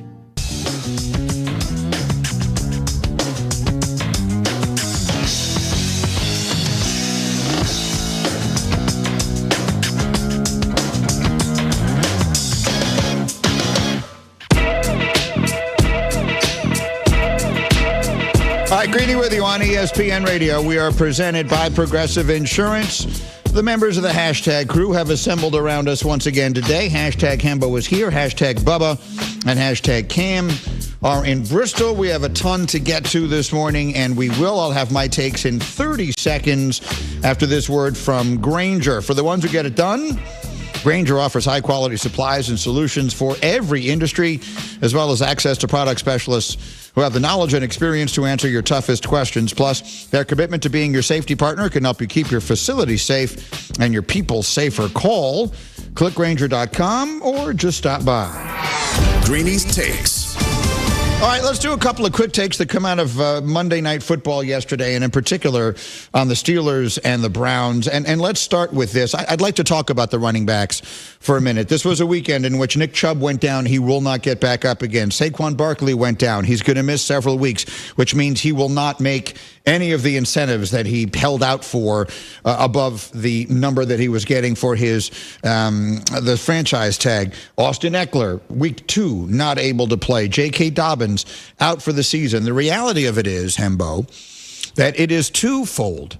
One, it makes you say, man, this is so brutal. These guys don't get the money. They should get the money. I want them to get the money. And I do. From the bottom of my heart, I know what football players go through. I never played football, in large part because I couldn't. And the main reason I couldn't is because I've seen what it takes to play football.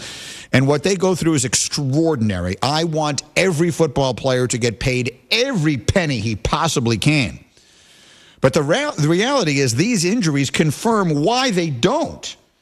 You don't pay Austin Eckler $30 million a year because he's going to get hurt for week 2. You don't pay Saquon Barkley $20 million a year because he's going to be out 3 weeks. You don't pay Nick Chubb $30 million a year, even though he's overwhelmingly the most important player on your offense, because he's going to be running himself into harm's way 25 times a game. And the law of averages suggests every now and again his knee is going to be bent in the opposite direction. It was a brutal play last night. If you haven't seen the replay of it, if you're one of those who is squeamish, you don't want to see it. But anyway, when I say mamas, don't let your babies grow up to be running backs, Hembo, that's what I mean. That is their lot in life, and it's not going to change. No, the combination of injury risk and the fact that, on balance at least, run games are much more dictated by scheme and blocking than the players themselves, with rare exception, equals the fact that you should absolutely not pay running backs. We've covered this for years. What I am curious, however, is whether or not this will change at all at the youth levels, at the college levels. Are the best players at those levels going to play different positions, elect to play different positions earlier in their careers because they're looking forward and saying to themselves, we're not getting paid? I mean, the best athletes on the field used to be the running back. That is no longer the case. And given the fact that these are effectively disposable pieces, if I was a person or a player with options, I would play practically any other position aside from, special teams or something. And primarily quarterback, because they get paid so much money. And the truth is, athleticism, quickness, speed, ability to run with the ball, that was almost no part of being an NFL quarterback. It was so rare when you had a quarterback who could run. That's why we all remember Fran Tarkenton, and we all remember Steve Young, and we all remember Randall Cunningham, because that was such a unique skill set for a quarterback to have. Practically every quarterback in the NFL has that skill set now. If we have guys who don't, Mac Jones would have been thought of as an unbelievable prospect in 1987 because what I mean is a statue. Who cares? We're going to block for him, and he's going to stand in the pocket, 5-step drop, and he's going to fling it down the field. That's not pro football anymore. And so those athletes are going to want to be quarterbacks now. No doubt. Kyler Murray was the first pick in the draft. Bryce Young, who's built like a punter, was the first pick in the draft. Watching Bryce Young on an NFL field is jarring. Like, he is so much smaller than anybody else. It's so bizarre. But look, it doesn't really matter anymore. This is a position for which the desired skill set has changed. And getting yards on the ground from your quarterback, those are easier yards to gain based upon the way that the defense plays than putting the ball in the belly of a back, which is probably going to get you 3 or 4. Like, the math makes sense. It's just a shame for a sort of a legacy position that we romanticize. It's effectively extinct. Greeny with you, reminding you there's a couple of different ways you can hang out with us. We are a podcast every single day, both hours of this program. It is called #Greeny. It's available wherever you get your podcast. You can also watch the show on the ESPN app. Just click on watch, look for #Greeny, and you can enjoy. A couple more thoughts from last night. What the hell happened to Deshaun Watson? Now look, Deshaun Watson has become the least fun football player to talk about. Because of the circumstances surrounding him, they were so again, I shouldn't say circumstances surrounding him. The circumstances he put himself in, the circumstances of him, it's so awful to talk about that even analyzing him as a football player now still feels strange. It feels almost impossible to have the conversation about him without at least prefacing it with that. But the reality is, He became the highest paid guaranteed contract in the history of the sport not that long ago, and he is now back as the quarterback of an NFL heritage franchise. And he's terrible. I mean, I am flabbergasted at how bad he is. I was completely willing to write off the last 6 games of last year, figuring that he had not been there for the first 11. He was totally rusty. He was totally out of sync. He had no chemistry or timing or anything else. But he has had the entire offseason, an entire training camp, all the preseason, everything else. He should be as ready as you could possibly be. Is this the Deshaun Watson we're going to get from now on? Because if so, that's going to wind up being one of the worst trades and one of the worst contracts in NFL history. Let me give you some numbers. So he has now played 8 games. So we can't, with the Browns, we can't really cry small sample size anymore. In those 8 games, the Browns have averaged 15.4 points a game on offense. That ranks 31st of 32 NFL teams over that span, ahead of only the Jets. Only the Jets are worse offensively than the Cleveland Browns over the last half a season. The offense that he has run has scored 12 touchdowns in 8 games. They have been dreadful. They have been horrible. And his performance has been objectively bad by itself. His QBR is 42.7 during that time. All this talk about Justin Fields, right? Justin Fields is over that time is 42. 42. Yeah. They're effectively as bad as each other. One of them is the highest paid player ever. The other is going to lose his job here shortly. It's getting late really, really early for Deshaun Watson. Yeah, look, he gave up 2 touchdowns last night. The Steelers, one of them, let's say the first one isn't necessarily his fault. It's an interception that gets popped up in the air. But it is worth pointing out that the Steeler defense outscored the Steeler offense in winning that game last night. And so we find ourselves in a position in that division that is fascinating. Because I'm old enough to remember when we were talking about, will 4 teams from the AFC North make the playoffs? And now here we are talking about, is anyone in that division really any good? Now, the Ravens are 2-0. You never apologize for victories in the National Football League. And I thought they took big steps forward this week on the offensive side. I think Lamar Jackson and that offense, it is going to rev up. It is going to get better and better and better. And by midseason, I think they have a chance to be outstanding, assuming they are not hit by their annual spate of devastating injuries. The Bengals may have made the biggest mistake that any NFL team has made in years. And I understand it. It is a league built on desperation because of how short their season is. But when they've got Burrow with that calf, all I heard from everybody was that is an injury that if you do not let it fully heal, if you don't take every precaution, if you bring him back at any point too soon, it's something that will now bother him for the rest of the year. So you really had 2 choices. One, you roll the dice, you bring him back, and you try and win those first 2 games because they're both divisional games. Or 2, you live with the fact that you're probably going to lose those 2 games, but you let him rest. You err on the side of caution, let him rest, and then figure he's good enough healthy to make up whatever ground you lose. Well, they wound up getting the worst of both worlds. They rushed him back. He re-aggravated the calf. He may not play next Monday night. Even if he does, it looks like this is clearly something that's going to hamper him long-term, maybe the entire season, and they lost both games anyway. So the Bengals, who opened the season, I think, as one of the 2 or 3 favorites to win the Super Bowl, they can't be that anymore, can they? No. It's a really bad sign if your franchise quarterback is applying the Theragun to himself on his calf on the sideline. It is. Which we saw Joe Burrow do on Sunday. It's bad news there because not only are they 0-2, but their identity, like the thing that they were great at, they're no longer good at. In 2 games, the Bengals have created 2 explosive pass plays.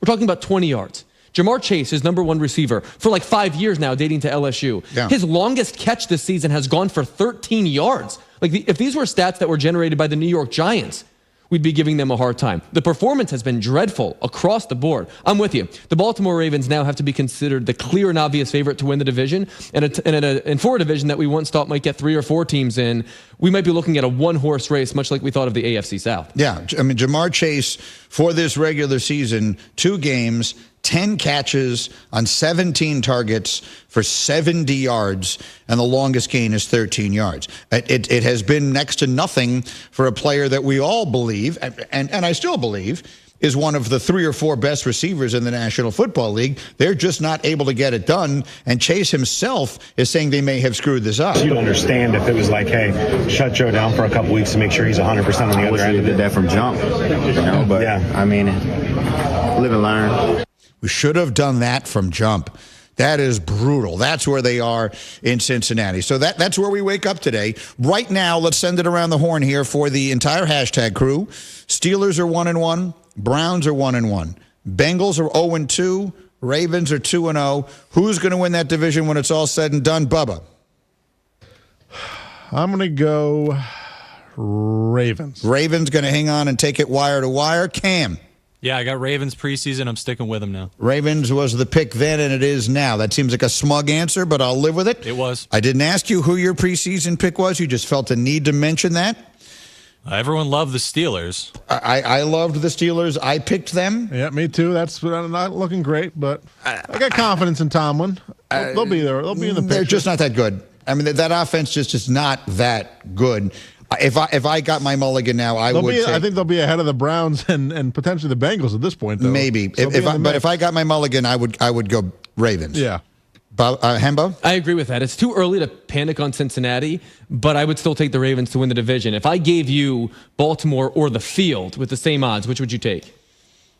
I would take the field. I would not take Baltimore, but I do take Baltimore. Selecting only one as we are doing, I take Baltimore. And we'll see what winds up happening. Okay, there's something I just want you to know. I need you to listen carefully. I just want you to know. We moved the line on Micah Parsons yesterday, guys. We screwed ourselves. So here's what happened. For those of you who weren't listening, I genuinely believe and strongly believe that Micah Parsons has a chance to become the first defensive player since Lawrence Taylor to win MVP.